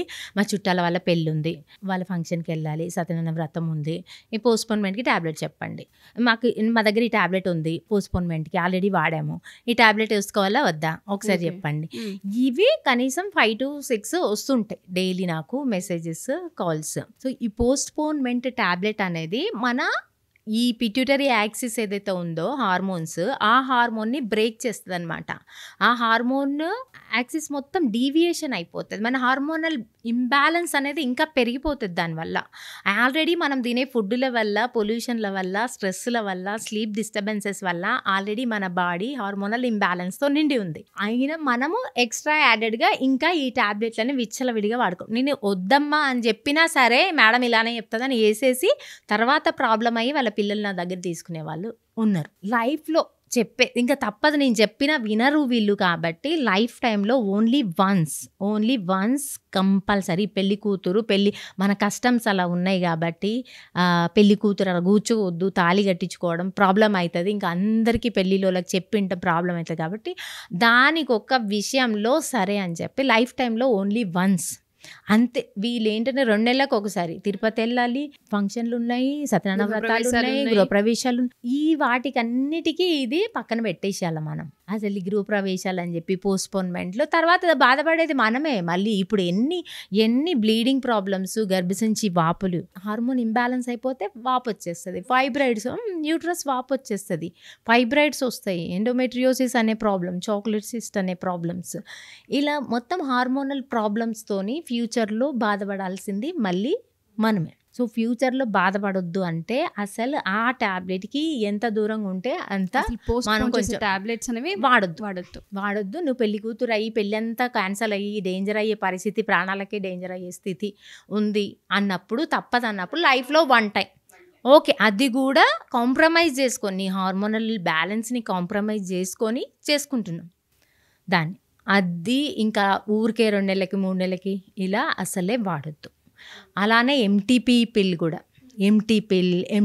పిల్ అసలు ఈ కాలేజ్ పిల్లలు ఏం చేస్తున్నారు, అన్ప్రొటెక్టెడ్ సెక్స్ చేసి ఆ ట్యాబ్లెట్ ఏదో డైలీ యూజ్ లాగా వాడుకుంటున్నారు. ఎంటీ పిల్లు, ఐ పిల్లు, ఇక ఫార్మసీలో ఇంకా వాళ్ళకి అంత గూగుల్ చేయడం, తెచ్చుకోవడం, వేసుకోవడం. అసలు ఏ డాక్టర్ దగ్గర consultation, prescription, no consultation, direct ఫార్మసీలో. మనకి ఇండియాలో అన్నీ అలానే జరుగుతాయి కదా, ఏ రిస్ట్రిక్షన్ ఉండదు, దేనికి రిస్ట్రిక్షన్ ఉండదు. అసలు ఇండియా ఈజ్ మై కంట్రీ అని ఎంత హ్యాపీ అంటే ఇష్టపడి ఫారెన్కి వెళ్ళొద్దు, మన దేశానికి సేవ చేయాలని అంత ఇష్టంగా నేనున్నా కానీ ఈ కొన్ని ఈవెంట్స్, కొన్ని ఇన్సిడెంట్స్లను బట్టి పిల్లల్ని ఇండియాలో పెంచొద్దని అలా పరిస్థితి వస్తుంది. సొసైటీ అలా అయిపోతుంది. సో మన ఇండియాలో ఎక్కడ పడితే అక్కడ కెమిస్టులు ఏది పడితే అది ఇవ్వడం, ఎంటీపీ పిల్ ఇవ్వడం, ఐ పిల్ ఇవ్వడం, వాడుకోవడం, హెల్త్ ప్రాబ్లమ్స్ రావడం. దానికి ఒక రిస్ట్రిక్షన్ అనేది ఉండట్లేదు. ఆ రిస్ట్రిక్షన్ ఉండాలి. ఏది పడితే అది, ఎలా పడితే అలా వాడొద్దు, డాక్టర్లు సూచించినట్టు వాడాలి, మన హెల్త్ని కాపాడుకోవాలి. ప్రెగ్నెన్సీస్ వచ్చిన తర్వాత ఎప్పుడైతే వద్దు, మీరు అన్నట్టుగానే అబార్షన్స్ చేయించుకుంటూ ఉంటారు మ్యామ్ చాలామంది. ఏ సెక్యూరిటీ 2 తీసుకోరు, వాళ్ళు నచ్చినట్టు వాళ్ళు బిహేవ్ చేసేసి మీ దగ్గరకు వచ్చిన కేసెస్ కూడా చాలానే ఉండుంటాయి. ఎందుకంటే అది ఎంతవరకు కరెక్ట్ అసలు అలా చేయడము, దానివల్ల బాడీలో వచ్చే మార్పు ఏంటి, ఫర్దర్గా వచ్చే కాంప్లికేషన్స్? ఈ అన్వాంటెడ్ ప్రెగ్నెన్సీ 2 రకాల పేషెంట్స్ని చూస్తా. బాధ అనిపిస్తుంది కొందరు అమ్మాయిలను చూస్తే, కొందరు అమ్మాయిలను చూస్తే చెప్పించి కొట్టాలన్నంత కోపం వచ్చేస్తుంది. సో ఎడ్యుకేటెడ్ అయ్యి ఉండి, అన్నీ తెలిసి ఉండి అన్‌ప్రొటెక్టెడ్ సెక్స్‌లు చేయడము, ఈ social media effect, friends effect, అలా అన్‌వాంటెడ్ ప్రెగ్నెన్సీస్ తెచ్చుకొని అసలు వాళ్ళకి భయం గానీ, సిగ్గు గానీ ఏముండదు. డైరెక్ట్ వచ్చి యెస్ వి వాంట్ ఎంప్టీ పిల్ చూసేసి ఎన్ని వీక్స్ ఉంది చూసేసి ఇచ్చేయి ఇలా అనే ఒక రకం. కొందరు మా హాస్పిటల్ అరౌండ్‌గా అన్ని కంపెనీస్ ఉంటాయి. లైక్ బీహార్ నుండి అట్ల నుండి వచ్చే పిల్లలు ఉంటారు. వాళ్ళని వీళ్ళు సుపీరియర్స్ వాడుకున్న తర్వాత ప్రెగ్నెన్సీ అని ఆ సుపీరియర్ తీసుకొచ్చి అమ్మాయి ఒక మాట కూడా మాట్లాడదు, తల కూడా ఎత్తదు, ఇలా వంచుకొని ఉంటుంది. సుపీరియర్స్ వచ్చి ఇది అన్‌వాంటెడ్ ప్రెగ్నెన్సీ వచ్చి తీసేయండి. ఇలా ఈ 2 రకాల అన్‌వాంటెడ్ ప్రెగ్నెన్సీని మనం చూస్తూ ఉంటాం. సో ఈ 2 రకాల్లో ఈ సెకండ్ టైప్ అమ్మాయిలను చూస్తే బాధాకరంగా ఉంటుంది. అసలు వాడు ఎవరైతే ఉన్నారో వాడిని చాలా ఘోరంగా తిడతా వాడిని. మళ్ళీ ఒకసారి నా దగ్గర రారు ఇంకా వాళ్ళు ఒక్కసారి వచ్చారంటే. వాడేసుకుంటారు అనమాట. ఇప్పుడు వర్క్కి వచ్చారు ఇలా కూడా వాడేసుకోవచ్చు అని వాడేసుకునే రకాలు ఉన్నారనమాట. Parenting important. పేరెంట్స్ కన్ను వెయ్యాల. రోజు నా బిడ్డ ఏడబోతుంది, ఏం చదువుతుంది, ఎవరితో మాట్లాడుతుంది అనేది పేరెంట్స్ పట్టించుకోకుండా వాళ్ళను వదిలేస్తే మనకి ఇలాంటివి చూస్తూ ఉంటాం. ఇలాంటివి మళ్ళీ ఒక్కసారి కాదు, రికరెంట్గా మళ్ళీ వచ్చే ఎడ్యుకేటెడ్ అమ్మాయిలని ఇలాంటివి రావద్దంటే పేరెంట్సే స్ట్రాంగ్గా చూసుకోవాలి వాళ్ళని. అదర్వైజ్ మా డాక్టర్ కమ్యూనిటీ ఏం చేస్తాము, ఒక అమ్మాయిని లైఫ్ కాపాడడం, తను ఇప్పుడు వదిలేస్తే అలానే పెరిగిపోయి తనకు బ్లీడింగ్ ప్రాబ్లం అయ్యు, తన సొంతంగా వాడుకొని హెల్త్ ఖరాబ్ అయ్యి తను ప్రాణాల మీదకి వస్తుందేమో అనే భయంతో మేము అన్‌వాంటెడ్ ప్రెగ్నెన్సీని రిమూవ్ చేయడానికి డాక్టర్ అంతవరకే చేయగలము. బట్ అవి మళ్ళీ రిపీట్ కాకుండా తనకు చేసే బాధ్యత అయితే పేరెంట్స్దే. Doctor can not see regular monitoring అవన్నీ చేయలేం కదా. వచ్చినప్పుడు ఏదో మాట చెప్తాము, మళ్ళీ ఒకసారి కావద్దు ఇలా అని చెప్పగలం తప్ప అదంతా కూడా పేరెంట్స్ చూసుకోవాలి. ఒక పేషెంట్ 9 months మదర్ తీసుకొచ్చింది. తను హాస్టల్ కూడా కాదు, మళ్ళీ ఇంట్లోనే ఉంటుంది. 9 months అంత పెద్ద కడుపు కనిపిస్తుంటే 9 months వరకు ఏం చేస్తున్నావు అంటే తెలియదు మేడం, పీరియడ్స్ ఇర్రెగ్యులర్ ఉంటాయి కదా అందుకనే చూసుకోలేదు మేడం, ఏదో గ్యాస్ నిండిందేమో అనుకున్నా. తను కూడా యంగ్ అమ్మాయి. ఎలా జరుగుతుంది అవన్నీ పేరెంట్సే కదా చూసుకోవాలి. ఇప్పుడు doctor can not monitor all those things. So parenting అనేది చాలా ఇంపార్టెంట్. అసలు పేరెంట్ దగ్గర నుండే మన సొసైటీలో చాలా చేంజెస్ జరగాలి. అప్పుడే మన ఇండియా ఏమైనా డెవలప్ అవుతుంది. ప్రతి పేరెంట్ తన బేబీలను పెంచేది ఒక బాధ్యత భుజాల మీద తీసుకోవాలి. అప్పుడు పేరెంట్ ఒక బాయ్ని కానీ గర్ల్ కానీ ఒక సొసైటీకి యూజ్ఫుల్ బేబీ లాగా పెంచాలి. తను అలా వదిలేసి వాళ్ళ పనులు వాళ్ళు, వాళ్ళ సంపాదనలో వాళ్ళు. సంపాదన ఇంపార్టెంటే, దాంతోపాటు బేబీ గ్రోత్ కూడా మనము ఒక కన్నేసి ఉంచి ఒక కన్ను అటు ఉండాలి, ఒక కన్ను ఇటు ఉండాలి. అప్పుడే ఒక మంచి సొసైటీని మనము ఫామ్ చేయగలుగుతాము. అదర్వైజ్ సొసైటీలో ఇలాంటివి జరగడంలో ఏమాత్రం ఆశ్చర్యం లేదు. అసలు 9 months ప్రెగ్నెంట్ అయ్యి ఉండి తెలుసుకోలేనంత దాంట్లో ఉన్నారు అంటే అసలు ఏ విధంగా మనం చూడాల్సిన అవసరం. మార్నింగ్ నుండి పనికి వెళ్ళిపోతుందట, ఫాదర్ వెళ్ళిపోతారట. సో బేబీ ఇంట్లో ఉంటుంది. అని ఇర్రెగ్యులర్ ఏమో నాకు చెప్పలేదు మేడం, పీరియడ్స్ గురించి కూడా నాకు చెప్పలేదు. ఆ బేసిక్ మినిమం కమ్యూనికేషన్ కూడా పేరెంట్స్కి తల్లికి ఉండట్లేదు. ఆ అటాచ్మెంట్ లేనప్పుడు ఇలాంటివి రిపీట్ కాక ఏం జరుగుతుంది అది ఆలోచించుకోవాలి. ప్రతి పేరెంట్ ఆలోచించాలి. ప్రతి పేరెంట్ బాధ్యత. ఒకళ్ళ కొడుకుని మంచిగా పెంచడం, ఒక తల్లిగా తండ్రిగా బిడ్డని కొడుకుని, అసలు పాప పుట్టారా బాబు పుట్టారా ఆ తేడా కాదు. ఫస్ట్ మనం పిల్లల్ని ఎలా పెంచుతున్నాం. నేను డెలివరీ కాగానే పేరెంట్స్కి ఇస్తాను కదా, బాబు అనగానే హ్యాపీ ఫీల్ అవుతారు, పాప అనగానే బాధతో పెట్టేస్తారు ఫేస్. సో అది కాదు మనం చూపాల్సిన తేడా. మనం మంచి పిల్లల్ని సొసైటీకి అందిస్తున్నామా లేదా, మన బాధ్యత మనం నిర్వర్తిస్తున్నామా లేదా, అది ప్రతి పేరెంట్ చూసుకుంటే ఖచ్చితంగా మన సొసైటీ బాగుపడుతుందని నేను ఆశిస్తున్నా. పేరెంటింగ్లో చాలా గమనించాల్సిన అవసరం ఉంటుంది. అండ్ ఎవరైతే లగ్జరీస్కి అలవాటు పడి ప్రెగ్నెన్సీస్ తెచ్చుకొని, అన్వాంటెడ్ ప్రెగ్నెన్సీస్ తెచ్చుకొని వచ్చి కొంతమంది డబ్బులు ఇస్తే చాలు చేసేస్తారన్న కోవలో కొంతమంది ఆడపిల్లలు వెళ్ళిపోతూ ఉంటుంటారు. కొంతమంది ఏదో బతుకుదామని బతుకు తెరువు కోసం వస్తే వాళ్ళ సుపీరియర్స్ ఎవరైతే ఉంటుంటారో వాళ్ళు చేసే అటెంప్ట్స్కి వీళ్ళు బలిపశులు అవుతుంటుంటారు. ఆడపిల్లల లైఫ్ని చూస్తే మీరు అన్నట్టుగా చాలా ట్విస్ట్లతో కూడా ఉంటుంది మ్యామ్. ఒక్కొక్క కథ ఒక్కొక్క రకంగా ఉంటుంది. ఓపీలో చూసినప్పుడు ఒక స్టోరీ ఒక్కొక్క డిఫరెంట్గా ఉంటుంది. అత్తలతో బాధపడే వాళ్ళు, సొసైటీతో బాధపడే వాళ్ళు, వర్క్ ప్లేస్లో బాధపడే అమ్మాయిలు, రకరకాల ఇబ్బందులతో ఉంటారు. ఆడపిల్ల తన బాడీ విషయానికి వచ్చేసరికి ప్రతిదీ మైన్యూట్లో చూడాల్సిన అవసరం ఉంటుంది. బ్యాడ్ టచ్, గుడ్ టచ్ ఏంటి అన్న వాటిపైన కూడా వాళ్ళు ఎప్పటికప్పుడు అవేర్నెస్గా, కాన్షియస్నెస్గా ఉండాల్సిన అవసరం ఉంటుంది. చిన్నప్పటి నుండి కూడా ప్రతి మదర్ అండ్ ఫాదర్ రెస్పాన్సిబిలిటీ ప్రతిదీ ఎక్స్ప్లెయిన్ చేయాలి పిల్లలకి. ఒక జెనైటల్ ఆర్గాన్స్ గురించి కూడా వాళ్ళకి అవగాహన రావాలి. ఒక సెక్స్ అంటే ఏంటిది, టచ్ ఏంటి, బ్యాడ్ టచ్ ఏంటి, గుడ్ టచ్ ఏంటిది, ప్రతి ఆర్గాన్స్ మీద. ఇప్పుడు ఒక డాక్టర్ ఉంటాం, మాకు నేకడ ఒక పేషెంట్ని చూసినా మాకు అట్లాంటి ఫీలింగ్స్ అవి రాదు. ఎందుకు రాదంటే దాంట్లో ఏం ప్రాబ్లం ఉంది, తనకి ఏం పెథాలజీ ఉంది. మేము ఓపెన్గా ఒక మేల్ డాక్టర్ కావచ్చు, ఒక ఫీమేల్ డాక్టర్ కావచ్చు, చూసినా కూడా అట్లాంటి ఫీలింగ్స్ రాదు మాకు. ఎందుకు అలానే ప్రతి బేబీ పెరగాలి అంటే మాకెందుకు అలాంటిది రాదు డాక్టర్స్ ఎవరికి కూడా? ప్రతి ఆర్గాన్ గురించి తెలుసు, ఈ ఆర్గాన్ ఈ పనికి ఉంది, ఈ ఆర్గాన్ ఇలా వాడుకోవచ్చు అనే ఒక అవగాహన ప్రతి ఒక్క మనిషికి ఉండాలి. స్పెషల్లీ ఇండియన్ మెన్కి ఖచ్చితంగా ఉండాలి. అంటారు అమ్మాయిలు డ్రెస్సులు సరిగ్గా వేసుకోలేరు కాబట్టి రేపులు జరుగుతున్నాయని. అది కాదు, అమ్మాయి నేకుడు కనిపించినా నీకు ఆ ఊహ రావద్దు. ఎందుకు వస్తుంది? ఆ ఊహ వస్తేనే నరికేస్తారనే భావన రావాలి వాళ్ళకి. ఆ ఊహ రాదు. ఎందుకు వస్తుంది? డాక్టర్స్కి వస్తుందా? ఎక్కడో ఎగ్జామిన్ చేస్తాం, బ్రెస్ట్ ఎగ్జామినేషన్ చేస్తాము, ఏ డాక్టర్కి ఆ ఫీలింగ్ రాదే? నేకుడుగుంటారు డాక్టర్ ముందరు, రాదే? ఎందుకు రాదు? నీ నీ మైండ్ సరిగా లేదు. ఫస్ట్ నీ మైండ్ వక్రంగా ఉంది కాబట్టి అలా వస్తున్నాయి. నీ మైండ్ చక్కగా అయితే అట్లాంటి తప్పులు జరగవు, ఇట్లాంటి రేపులు జరగవు. అమ్మాయిలంటే పేరెంట్స్ భయపడాల్సిన ఆవశ్యకత ఉండదు. ఆడపిల్లన కానీ ఇవాళ రేపు పెంచే ప్రాసెస్ ఒక ఎత్తు అయితే సమాజంలో ఎలా వదిలిపెట్టాలన్న పెయిన్ ఎక్కువగా ఉంటుంటుంది. ఎందుకంటే లేచినప్పటి నుంచి ఎన్నో విషయాలు వింటూ ఉన్నాము. ఆ ప్రొటెక్షన్ ఎక్కడ ఇవ్వగలము? లైఫ్ లాంగ్ ప్రొటెక్షన్ అవసరం. పాప అనగానే బాబాయ్ అంటే ఏడబడతాడు, పడబడుగుతాడులే, మనకు బాధ్యత తగ్గిపోతుంది అని ప్రతి పేరెంట్ ఎక్స్పెక్ట్ చేసి అబ్బాయి అనగానే హ్యాపీ ఫీల్ అవ్వడం, అమ్మాయి అనగానే అమ్మో ఆ బాధ్యత, ఆ ప్రొటెక్షన్ ఇవ్వాలి.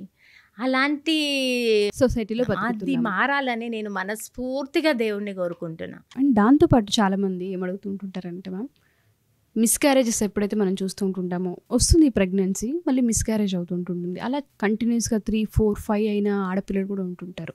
ఆఫ్టర్ మ్యారేజ్ ఎప్పుడైతే పిల్లల కోసం ప్రయత్నిస్తూ ఉంటారు, దేనివల్ల అంటారా మిస్క్యారేజెస్? అసలు అన్వాంటెడ్ ప్రెగ్నెన్సీ వచ్చి తీసుకునే రకం కొంతమంది ఉంటారు నా ఓపీలో. 50% ఆ రకం ఉంటారు. 50% పిల్లల కోసము, పిల్లలు కావాలి, దేవుడు ఒక్క బేబీ వచ్చినా చాలు, ఒక్క బేబీ, పాపనో బాబో ఎవరో ఒకళ్ళు నేను ఎత్తుకుంటే చాలు అని వెయిట్ చేసే మదర్స్ ఉంటారు. ఈ 2 రకాల పేషెంట్స్ని నేను చూస్తూ ఉంటాను అనమాట. సో ఇలా ఒకసారి ప్రెగ్నెన్సీ వచ్చినా సరే మళ్ళీ అబార్షన్స్ అవ్వడం, అసలే ప్రెగ్నెన్సీ రాకుండా ఉండడం, ఇట్లా మల్టిపుల్ అబార్షన్స్ అవ్వడానికి రకరకాల రీజన్స్. అప్పట్లో 20 years బ్యాక్ కన్నా కూడా ఇప్పుడు ఈ కాలంలో కామన్గా ఈ అబార్షన్స్ రేట్స్ పెరుగుతున్నాయి. ఎందుకు అంటే జెనెటికల్ ఇష్యూస్ అగైన్ సేమ్ మన లైఫ్ స్టైల్ చేంజెస్ అండ్ మన ఫుడ్ హ్యాబిట్స్లో చేంజెస్, మన పొల్యూషన్, ఎన్విరాన్మెంటల్ చేంజెస్, ఇవన్నీ కూడా మన బాడీ మీద, మన ఓవరీ మీద, మన ఎగ్ క్వాలిటీ మీద, స్పర్మ్ క్వాలిటీ మీద ఎఫెక్ట్ చేస్తుంది. ఎస్, ఎగ్ సరిగ్గా క్వాలిటీ లేకపోయినా, స్పర్మ్ క్వాలిటీ లేకపోయినా ఎంబ్రియో క్వాలిటీ ఇది రాదు. అంటే జెనెటికల్ ఇష్యూస్తో ఫామ్ అయిపోతుంది. అప్పుడు అది బేబీ గ్రోత్ జరగలేదు. ఇప్పుడు ఏదైనా ఒక లైఫ్, ఒక జీవి బతకాలి అంటే అది స్ట్రగుల్ ఫర్ ఎగ్జిస్టెన్స్ లాగా స్ట్రగుల్ చేయాలి. మనం ఒక ఎంబ్రియో ఫామ్ అయినప్పటి నుండి, ఒక ఎగ్ ఒక స్పర్మ్ కలిసినప్పటి నుండి, ఎంబ్రియో ఫామ్ అయినప్పటి నుండి స్ట్రగుల్ స్టార్ట్ అవుతుంది. స్ట్రగుల్ ఫర్ ఎగ్జిస్టెన్స్ స్టార్ట్ అయిపోతుంది అక్కడి నుండే, కడుపులో నుండి. ఆ స్ట్రగుల్లో తట్టుకునేటటువంటి శక్తి ఎంబ్రియోస్కి లేకపోతే అవి ఎలిమినేట్ అయిపోతాయి. సో ఆ ఎలిమినేషన్ వల్లనే మల్టిపుల్ అబార్షన్స్ జరగడం. సో ఒక్కొక్కరికి థైరాయిడ్ ప్రాబ్లమ్స్, ఈ మధ్యలో PCOD problems and diabetes, young గర్ల్స్కి డయాబెటీస్ అటాక్ అవ్వడము, ఇవన్నీ కూడా మన ఇవన్నీ చాలా కామన్ అయిపోయింది. 20 years బ్యాక్ ఇవన్నీ ఏవి లేవు. పీసీఓడి అనే ప్రాబ్లమే లేదు. అసలు నేను ఎంబీబీఎస్ చేసేటప్పుడు పీసీఓడి బుక్లో లేదు, చాలా చిన్నగా ఇంత ఉండేది, అసలు రేర్గా వచ్చేది. ఇప్పుడు ఇండియాలో ఎవ్రీ 3 women తీసుకుంటే 1 woman suffering with PCOD problem. అంతా కామన్ అయిపోయింది. సో దానివల్ల డయాబెటీస్, థైరాయిడ్ ప్రాబ్లమ్స్, ఇవన్నీ మల్టిపుల్ ఇష్యూస్ రావడం వల్ల మనకు ఫర్టిలిటీ ప్రాబ్లం, అసలు ప్రెగ్నెన్సీ రావడానికే గగనం అయిపోతుంది. మీరు అన్నట్టుగానే సస్టైన్ అవ్వడానికి బేబీ చాలా లోపల ఫైట్ చేయాల్సిన అవసరం ఉంటుంది. ఎవరికైతే మిస్క్యారేజెస్ కంటిన్యూస్గా అవుతూ ఉంటుంటాయో, మీ హస్తవాస్య పడిన తర్వాత చాలామంది మంచి పిల్లల్ని సేఫ్గా ఇంటికి తీసుకెళ్ళి హ్యాపీగా ఉన్న చాలామంది ఆడవాళ్ళు ఉన్నారు. ఏంటి అసలు అది, ఆ మహిమ ఏంటి, ఆ ట్రిక్ ఏంటి? చాలామంది ఆడవాళ్ళు ఈ వీడియో చూస్తూ ఉంటుంటారు సరళ గారు. వాళ్ళందరికీ పిల్లల్ని ఎత్తుకోవాలని ఆశ ఉంటుంటుంది కాబట్టి అడుగుతూ ఉన్నాను. సస్టైన్ అవ్వట్లేదు, ప్రెగ్నెన్సీస్ ఎప్పుడు వచ్చినా వెళ్ళిపోతుంది, మిస్క్యారేజెస్ ఎక్కువ అయిపోయినాయి అని ఎవరైతే ఆ తల్లులు వెయిట్ చేస్తూ ఉంటారో ఆ తల్లులకు మీరు ఏమైనా హోప్ ఇవ్వగలరా? Thank you for your compliment. Actual నిజంగా నా దగ్గర 6 అబార్షన్స్ తర్వాత, 5 అబార్షన్స్ తర్వాత, మల్టిపుల్ అబార్షన్స్ తర్వాత నా దగ్గరకు వచ్చి ఒక హ్యాపీ ఇట్లా హార్ట్ బీట్ విన్నాగానే ఇట్లా స్కాన్ దగ్గరనే ఇలా వాళ్ళు ఏడుపు హ్యాపీనెస్తో కూడిన వాళ్ళ ఏడుపు, డెలివరీ తర్వాత బేబీని ఎత్తుకున్నప్పుడు వాళ్ళ హ్యాపీనెస్తో వచ్చే కన్నీరు చూస్తే నాకు ఎంత హ్యాపీగా ఉంటుందో. అంటే నేను ఏంటంటే మనస్ఫూర్తిగా వాళ్ళకి ఒక కౌన్సిలింగ్ అయితే చేస్తా. ఫస్ట్ మన బాడీని మనం నమ్మాలి. మన బాడీని నమ్మినప్పుడు మన బాడీ రీక్రియేషన్ చేసుకునే ఎనర్జీ మన బాడీకి దేవుడు ఇచ్చిండు. సో నువ్వు మంచి డైట్ చేస్తూ స్ట్రెస్ తగ్గించుకొని హెల్దీ లైఫ్ స్టైల్ చేంజ్ చేసుకున్నప్పుడు నీకు హెల్దీ ఎగ్ ఫామ్ అవుతుంది, హెల్దీ బేబీ ఆబ్వియస్గా ఫామ్ అవుతుంది. సో మోస్ట్లీ నేను పాజిటివ్గా వాళ్ళ బాడీని మోస్ట్లీ కౌన్సిలింగ్ ఇస్తాను. దాని ఎఫెక్ట్ వల్లనో మరి ఏ ఎఫెక్ట్ ఆ దేవుడు దయనో తెలియదు. బట్ నా దగ్గరకు వచ్చిన వాళ్ళు ఆల్మోస్ట్ ఎన్ని అబార్షన్స్ తర్వాత వచ్చిన, IVF ఫెయిల్ తర్వాత, ఇన్ఫర్టిలిటీ ఎక్కడెక్కడో చూయించుకొని సక్సెస్ కాక నా దగ్గరకు వచ్చిన వాళ్ళు నాకు డైరెక్ట్గా పిల్లలు పుట్టట్లే మేడం మందులు రాయండి అని సక్సెస్ అయిన వాళ్ళని చూస్తే హ్యాపీ అనిపించదు. ఇలా మల్టిపుల్ అబార్షన్స్ తర్వాత, ఇలా బ్యాడ్ హిస్టరీ తర్వాత సక్సెస్ అయితే అది ఆ హ్యాపీనెస్సే నా జీవితం సార్థకమైంది అనే ఆ హ్యాపీనెస్ ఉంటుంది. నాకేంటంటే ఒక ప్యాషన్ ఇది నేను ఎలా అయినా చెయ్యాలి, వాళ్ళకి మంచి చేయాలి అని ఒక ఉంటుంది మనసులో. దానివల్లనో ఏంటో కానీ ఆ దేవుడి దయ వల్ల నా దగ్గరకు వచ్చిన వాళ్ళకి ఆల్మోస్ట్ మంచి జరుగుతుంది. అబార్షన్స్ అయిన వాళ్ళకి కూడా మంచిగా అవుతుంది. సో ప్రెగ్నెంట్లో ఉన్నప్పుడు చాలామందికి కామన్గా వచ్చే డౌట్స్ అడుగుతూ ఉంటుంటారు అందరూ. ఈ ఫుడ్ తినొద్దు, ఆ ఫుడ్ తినొద్దు అని. అందులో మెయిన్ పపాయ గురించి మాట్లాడతారు మ్యామ్. ఎప్పుడైతే కన్సీవ్ అవుతూ ఉంటుంటామో పపాయని పొరపాటున టచ్ కూడా చేయనివ్వరు. నిజంగానే పపాయ తింటే ప్రెగ్నెన్సీ పోయే అవకాశాలు ఉంటాయి అంటారా? అస్సలు కాదు. పపాయ ఫ్రూట్ వల్ల కాదు జరిగేది. పపాయ ఫ్రూట్ తింటే నాకు ఇలా జరుగుతుందేమో అని మైండ్లో జరుగుతుంది కదా, అది డేంజర్ చేసేది. అయిపోయింది, ఇది తింటే ఏమవుతుందో, అది తింటే ఏమవుతుందో, ఇది తింటే అబార్షన్ అవుతుందట అయిపోయింది. మన పిట్యూటరీలో ఉండే ప్రొజెస్ట్రాన్, ఈస్ట్రోజన్ హార్మోన్ కరెక్ట్గా రాదు. దానివల్ల ఆ స్ట్రెస్ వల్ల ఏదైనా జరిగితే జరగచ్చు. యాక్చువల్ మనకు పపాయ ఫ్రూట్లో విటమిన్ ఏ ఉంటుంది, ప్రోటీన్ ఉంటుంది. పపాయ ఫ్రూట్ చాలా మంచిది. బట్ నేనేంటంటే వద్దని చెప్తాను. వాళ్ళ నమ్మకం ఉంది తాతల నుండి ఆ పపాయ ఫ్రూట్ మీద ఒక బ్యాడ్ ఒపీనియన్ మనం క్రియేట్ ఇప్పుడు నేను ఒక్కదాన్ని తిను అని చెప్పినంత మాత్రం వాళ్ళు తినరు. అది యాక్చువల్గా అయితే రా పపాయ అరౌండ్ మీరు ఒక ట్రక్ రా పపాయ తింటే అప్పుడు దాని ఎఫెక్ట్ రెజిన్స్ ఉంటాయి దాంట్లో. అది అబార్టిఫైయింగ్ ఏజెంట్స్గా పురాతన కాలంలో వాడేవాళ్ళు. అబార్షన్ చేయడానికి ఆ రా పపాయ నుండి వచ్చిన రెజిన్ ఉంటుంది కదా, దాన్ని వాడుకునేవాళ్ళు.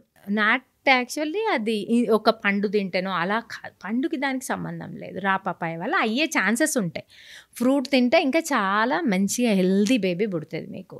సో నేను ఫస్ట్ 3 నెలలు వాళ్ళకి ఒక డౌట్ ఉంది కాబట్టి ఎందుకులే వద్దులే పర్లేదు, అదొక ఫ్రూట్ కాకుండా వేరే ఫ్రూట్స్ తినండి. ఇంకొకటి పైనాపిల్, బనానా అండ్ మన కోకోనట్ వాటర్లో పొటాషియం కొంచెం ఎక్కువ ఉంటుంది. ఆ పొటాషియం వల్ల కొంతమందికి వామిటింగ్స్ హెవీ అవ్వడము, ఒక్కొక్కసారి పొటాషియం వల్ల హార్ట్ రేట్ అనేది ఇర్రెగ్యులర్ అవ్వడం, చిన్న ఫీటస్ ఫ్లికరింగ్ అప్పుడప్పుడే స్టార్ట్ అవుతుంది, ప్రీవియస్ అబార్షన్ హిస్టరీ ఉన్నాయి అన్నప్పుడు హెవీగా ఈ పొటాషియం ఓవర్లోడ్ అయితే కనుక మనకి కొంచెం డిస్టర్బ్ అయ్యే ఛాన్స్ ఉంది.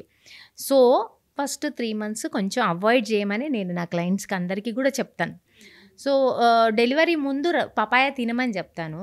బాగానే తింటున్నారు చాలామందికి, నార్మల్ కూడా బాగానే అవుతున్నాయి.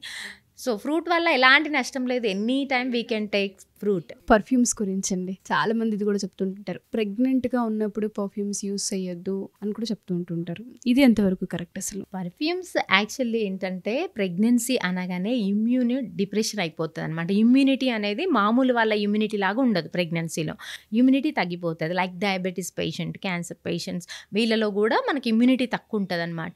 ఇమ్యూనిటీ తక్కువ ఉంది అని అంటే ఈజీగా ఎలర్జీస్ రావడము, ఈజీగా ఇన్ఫెక్షన్స్ రావడము, ఈజీగా కోల్డ్ ఫీవర్ రావడం, రావడము జరిగే అవకాశాలు ప్రెగ్నెన్సీలో ఎక్కువ.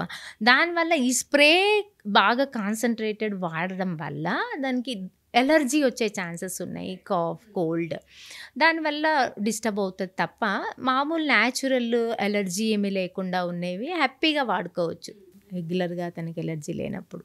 బట్ మోస్ట్లీ అవాయిడ్ చేసుకుంటే బెటర్. హై కాన్సన్ట్రేటెడ్, లో కాన్సన్ట్రేటెడ్ హ్యాపీగా వాడుకోవచ్చు. లైట్ పర్ఫ్యూమ్స్ హ్యాపీగా వాడుకోవచ్చు. ఈ ప్రెగ్నెన్సీలో throughout the pregnancy and after delivery also. After delivery 2 months దాకా ప్రెగ్నెన్సీలో ఉండే హార్మోన్స్ అన్నీ తల్లిలో ఉంటాయి. 6 weeks అంటే 1.5 months to 2 months ఆ హార్మోన్స్ ప్రెగ్నెన్సీలో ఉన్నాయి, అన్నీ ఉంటాయి. అంటే డెలివరీ తర్వాత కూడా వాళ్ళకి షుగర్ వచ్చే ఛాన్సెస్, బీపీ వచ్చే ఛాన్సెస్ ఇవన్నీ డెలివరీ తర్వాత కూడా ఉంటాయి. సో అప్పటిదాకా కూడా కొంచెం కేర్ఫుల్గానే ఉండాలి. డెలివరీ అయినా 1.5 months వరకు. 1.5 months తర్వాత బాడీ అంతా సెట్ అయిపోతుంది, మళ్ళీ ప్రీవియస్ నార్మల్కి వచ్చేస్తుంది.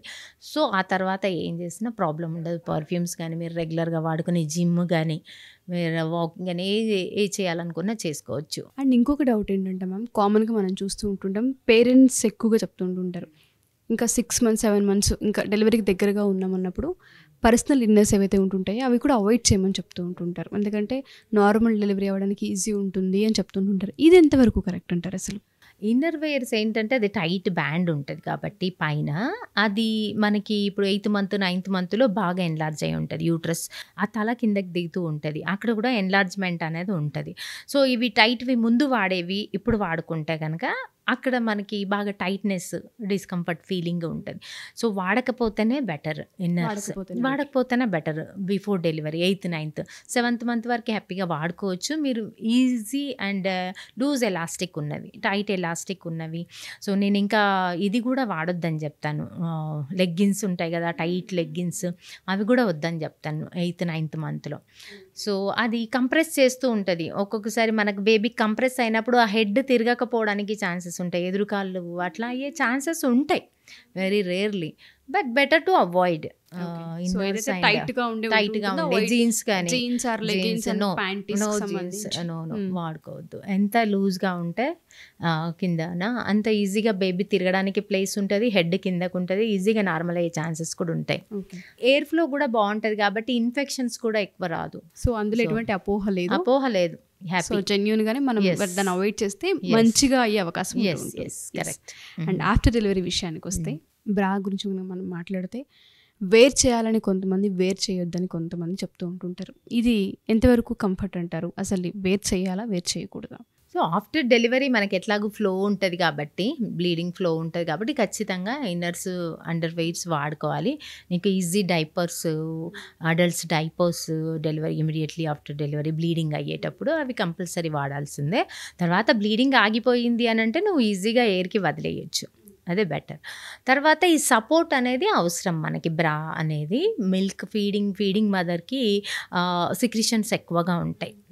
మిల్క్ సిక్రిషన్ బాగుంటుంది, హెవీనెస్ ఉంటుంది, కంజెషన్ ఉంటుంది అనమాట, పెయిన్ రావడం కానీ దానికి కొంచెం సపోర్ట్ ఉంటుంది అనమాట. సో మనకి ఆ కరెక్ట్ సైజ్ వాడాలి. కరెక్ట్ సైజ్ కాకుండా తక్కువ సైజ్ వాడడము, లూజ్ సైజ్ వాడడం కన్నా కరెక్ట్ ఏది ఆ టైంకి సెట్ అవుతుందో అది కరెక్ట్గా వాడుకుంటే మనకు సపోర్ట్ ఉండి కొంచెం దానికి హెవీనెస్ ఫీలింగ్ కానీ ఆ పెయిన్ కానీ రాకుండా కంఫర్ట్గా ఉంటుంది. అది వాడుకోవచ్చు. అండ్ ఫుడ్ విషయానికి వస్తే ఎప్పుడైతే పాలిచ్చే తల్లులు ఉంటుంటారో ఖచ్చితంగా ఒక 4 కూరలు మాత్రమే వాళ్ళకి డిసైడ్ ఒక ఫ్రేమ్ చేసి పెట్టేస్తారు. ఆల్మోస్ట్ ఒక 9-8 months అవే తినాలి. ఇప్పుడున్న ఆడపిల్లలకైతే అది పెద్ద టాస్క్ మ్యామ్. డాక్టర్స్ దగ్గరకు వస్తేనేమో అన్నీ తినేయొచ్చు అంటుంటారు. ఇంట్లో మదర్ మాత్రం కండిషన్ అప్లై అన్నట్టు కండిషన్ అప్లై చేస్తుంటుంటారు. మదర్ అంతే, మదర్ ఇన్లా అంతే, ఫ్యామిలీ మొత్తం అంతే. డెలివరీ వరకు ఎట్లా చూసుకుంటారంటే ఒక మహారాణి లాగా చూస్తూ ఉంటారు, సర్వ్ చేస్తుంటారు. పిలవంగానే చిటికేయంగానే అన్నీ వస్తుంటాయి దగ్గరికి. ఒక్కసారి డెలివరీ కాగానే సీన్ రివర్స్ అయిపోతుంది వాళ్ళకి. ఏది ఇది వద్దు, అది వద్దు, తినొద్దు, తాగొద్దు, వాటర్ తాగొద్దు, ఎక్కువ వాటర్ కూడా తాగొద్దు. వాటర్ తాగితే మరి వాటర్ వస్తాయి, చీమ్ వస్తుంది, ఈ అన్ని రిస్ట్రిక్షన్స్. సో అవన్నీ కూడా ఫేక్. మళ్ళీ అంటారు ఆ మేడం అట్లనే చెప్తుంది, మేడంకి ఏం తెలుసు, డాక్టర్స్ అలానే చెప్తారు, డాక్టర్స్కి అలానే చెప్తారు, వాళ్ళకేం తెలుసు, ఇలాంటివి చెప్తూ ఉంటారు. అసలు రీసెంట్గా వచ్చింది, ఎంత బాగుండిదో దివ్య అన్న పేషెంట్. డెలివరీ ముందు ఆల్మోస్ట్ 65 అలా వెయిట్ ఉన్నది. ఇమ్మీడియట్లీ ఆఫ్టర్ డెలివరీ 1 month తర్వాత 45 గ్రాస్ వెయిట్ లాస్తో వస్తే నేను గుర్తుపట్టలేకపోయినా. అసలు ఇంత వెయిట్ లాస్ ఏంటిది అని అంటే, అసలు ఏం తినియట్లేదు నన్ను. తింటే జలుబు చేస్తుందట బేబీకి, తింటే బేబీ అని కుట్లు మానవు, కుట్ల దగ్గర ప్రాబ్లం అవుతుంది. ఓన్లీ ఏంది పొడి, ఎల్లుల్లి అండ్ రొట్టె. మనకి డెలివరీ తర్వాత బాడీ మొత్తము హీలింగ్లోకి వెళ్తుంది. డెలివరీ టైంలో మొత్తం ఇన్ఫ్లమేషన్ అయి ఉంటుంది. డెలివరీ అనేది ఒక stressful condition to mother, normal or caesarean ఏదైనా అవనివ్వండి. ఆ బాడీలో ప్రతి ఆర్గాన్ ఒక స్ట్రెస్కి గురవుతుంది, ప్రతి జాయింట్ ఒక స్ట్రెస్కి గురవుతుంది. ఇంకా పెల్విస్ గర్డులు అయితే ఇంకా అంతకన్నా స్ట్రెస్ లైఫ్లో ఏ ఇతర బాధలు ఉండవు అనమాట. అది హయ్యెస్ట్ స్ట్రెస్ అనమాట డెలివరీ పెయిన్స్ అనేవి. నార్మల్ డెలివరీ అంత స్ట్రెస్కు గురైన బాడీ హీల్ అవ్వాలి, న్యాచురల్ కండిషన్కి రావాలి, మళ్ళీ ప్రీవియస్ ఎనర్జీ తనకి రికవరీ అవ్వాలంటే తనకి కంప్లీట్గా డైట్ బాగా ఉండాలి, రెస్ట్ బాగా ఉండాలి. డైట్లో ప్రోటీన్స్, విటమిన్స్, మినరల్స్ బాగా అందాలి. విటమిన్స్ అంటే మనకి ఫ్రూట్స్ అసలు ఒక 6 months అయినా ఇవ్వరు, అసలు ఏ ఫ్రూట్ ఇవ్వరు, జలుబు ముట్టుకొని ఇవ్వరు అస్సలు. ఈ ప్రోటీన్ డైట్ బాగా, ఎగ్స్ ఇవ్వచ్చు. ఎగ్స్ జాండీస్ వస్తుందని ఎగ్స్ ఇవ్వరు. జాండీస్కి కానీ ఎగ్స్కి కానీ ఎలాంటి రిలేషన్ లేదు. మరి ఏం పెట్టకున్నా జాండీస్ వస్తుంది కదా అని అడుగుతా నేను. ఏం పెట్టకున్నా బేబీస్ కామన్ న్యూనేటల్ జాండీస్ అనేది ప్రతి బేబీకి లివర్ అనేది డెవలప్ అవుతూ ఉంటుంది, ఎంజైమ్స్ డెవలప్ అవుతుంటాయి, ప్రతి బేబీ కామన్ ఉంటుంది. దానికి మదర్ ఫుడ్కి ఎలాంటి సంబంధం లేదు. She can take proteins like eggs, non veg, keema, liver, ఇలాంటివి. వెజిటేరియన్స్ అయితే ఆకుకూరలు, పళ్ళు, అన్ని రకాల ఫుడ్ దగ్గర రిస్ట్రిక్షన్ లేదు. ఇలా నేను చెప్తే ఈ మేడంకి ఏం తెలియదు అని అంటారు.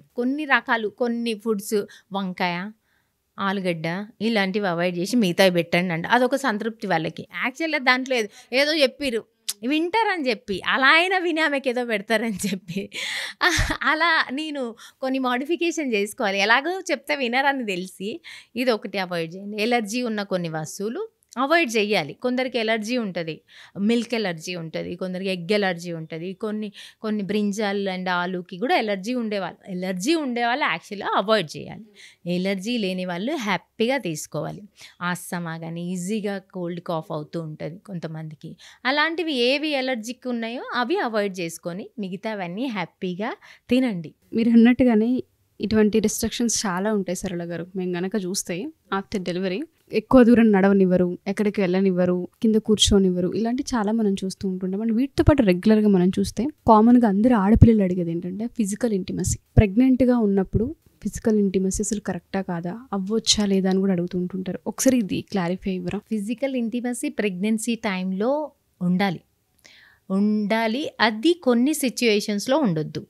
కొన్ని సిచ్యువేషన్ అది డాక్టర్ చూసి డిసైడ్ చేస్తారు. లైక్ ప్లెజెంటా ప్రీవియా ఉండడం, సర్విక్స్ షార్ట్గా ఉండడము, ఆల్రెడీ ఇన్ఫెక్షన్స్తో ఉండడము, వెజనల్ ఇన్ఫెక్షన్స్, వెజనల్ సెక్రిషన్స్ ఇలాంటివి ఉన్నప్పుడు ఇంటిమసీ అయితే ఆ ఇన్ఫెక్షన్ లోపలికి వెళ్ళిపోతుంది బేబీకి. అండ్ ప్లెజెంటా ప్రీవియా ఉన్నప్పుడు అంటే మాయి మొత్తం కిందకు ఉన్నప్పుడు బ్లీడింగ్ అవుతుంది, వెజల్స్ అన్నీ కిందకు ఉంటాయి అన్నమాట. అలాంటప్పుడు బ్లీడింగ్ అయ్యి బేబీకి రిస్క్ అవుతుంది. ఇంతకుముందు ప్రీవియస్ మల్టిపుల్ అబార్షన్స్ అయ్యి ఉన్నాయి తనకి, సర్వైకల్ ఇన్కాంటినెన్స్, బైకార్నియేట్ యూట్రస్, ఫైబ్రాయిడ్స్, ఇలాంటి ఓవేరియన్ సిస్ట్స్, ఇట్లాంటి ప్రాబ్లమ్స్ ఉన్నప్పుడు తనకి ఇంటిమసీ అయితే పెయిన్ రావడం, బ్లీడింగ్ అవ్వడం, బేబీ గ్రోత్ సరిగా రాకపోవడం, ఇన్ఫెక్షన్ లోపలికి వెళ్ళిపోవడం, వాటర్ లీక్ అవ్వడం, ఇలాంటి రిస్కులు ఉంటాయి. అవి చూసుకుంటారు, గైనకాలజిస్ట్కే తెలుస్తుంది. అది తను స్కాన్లో చూసుకున్నప్పుడు తినకి ఎలాంటి ప్రాబ్లమ్స్ ఉన్నాయని స్కాన్లో చూసినప్పుడు తెలుస్తుంది. గైనకాలజిస్ట్ని అడిగి ఎలాంటి రిస్క్ లేదు అన్నప్పుడు ఫస్ట్ 3 months అందరూ కూడా అవాయిడ్ చేయాలి. ఎందుకంటే చాలా టినీ బేబీ, ఆ బేబీ కొంచెం మూమెంట్ యూట్రస్ అయినా కూడా తట్టుకోలేదు. ఫస్ట్ 3 months ఎవరైనా అవాయిడ్ చేయాలి. 4th month నుండి 6th month వరకు అంటే 7th పడే వరకు ఎవరైనా కూడా ఉండొచ్చు, ఎక్సెప్ట్ కొన్ని conditions, placenta previa like conditions. ఈ ప్లెజెంటా ప్రీవియా ఉన్న వాళ్ళు టోటల్గా త్రూఅవుట్ ద ప్రెగ్నెన్సీ దూరంగానే ఉండాల్సి వస్తుంది. సో అదర్ దాన్ దాట్ మనకి సెకండ్ ట్రైమిస్టర్ అంటాం కదా, 3 months తర్వాత సెకండ్ ట్రైమిస్టర్లో హ్యాపీగా కలిసి ఉండొచ్చు. దానివల్ల మంచి హార్మోన్ ప్రొడ్యూస్ అవుతుంది మదర్కి. తను హ్యాపీగా ఉంటుంది. మదర్ ఎంత హ్యాపీగా ఉంటే బేబీ అంత హ్యాపీగా పుడుతుంది, అంత హెల్దీ అండ్ న్యాచురల్ డెలివరీ అవుతుంది, స్మూత్ డెలివరీ అవుతుంది. సో మదర్ని అంత హ్యాపీగా చూసుకోవాలి. సో తనకి ఇష్టం లేదు అంటే no, don't touch her.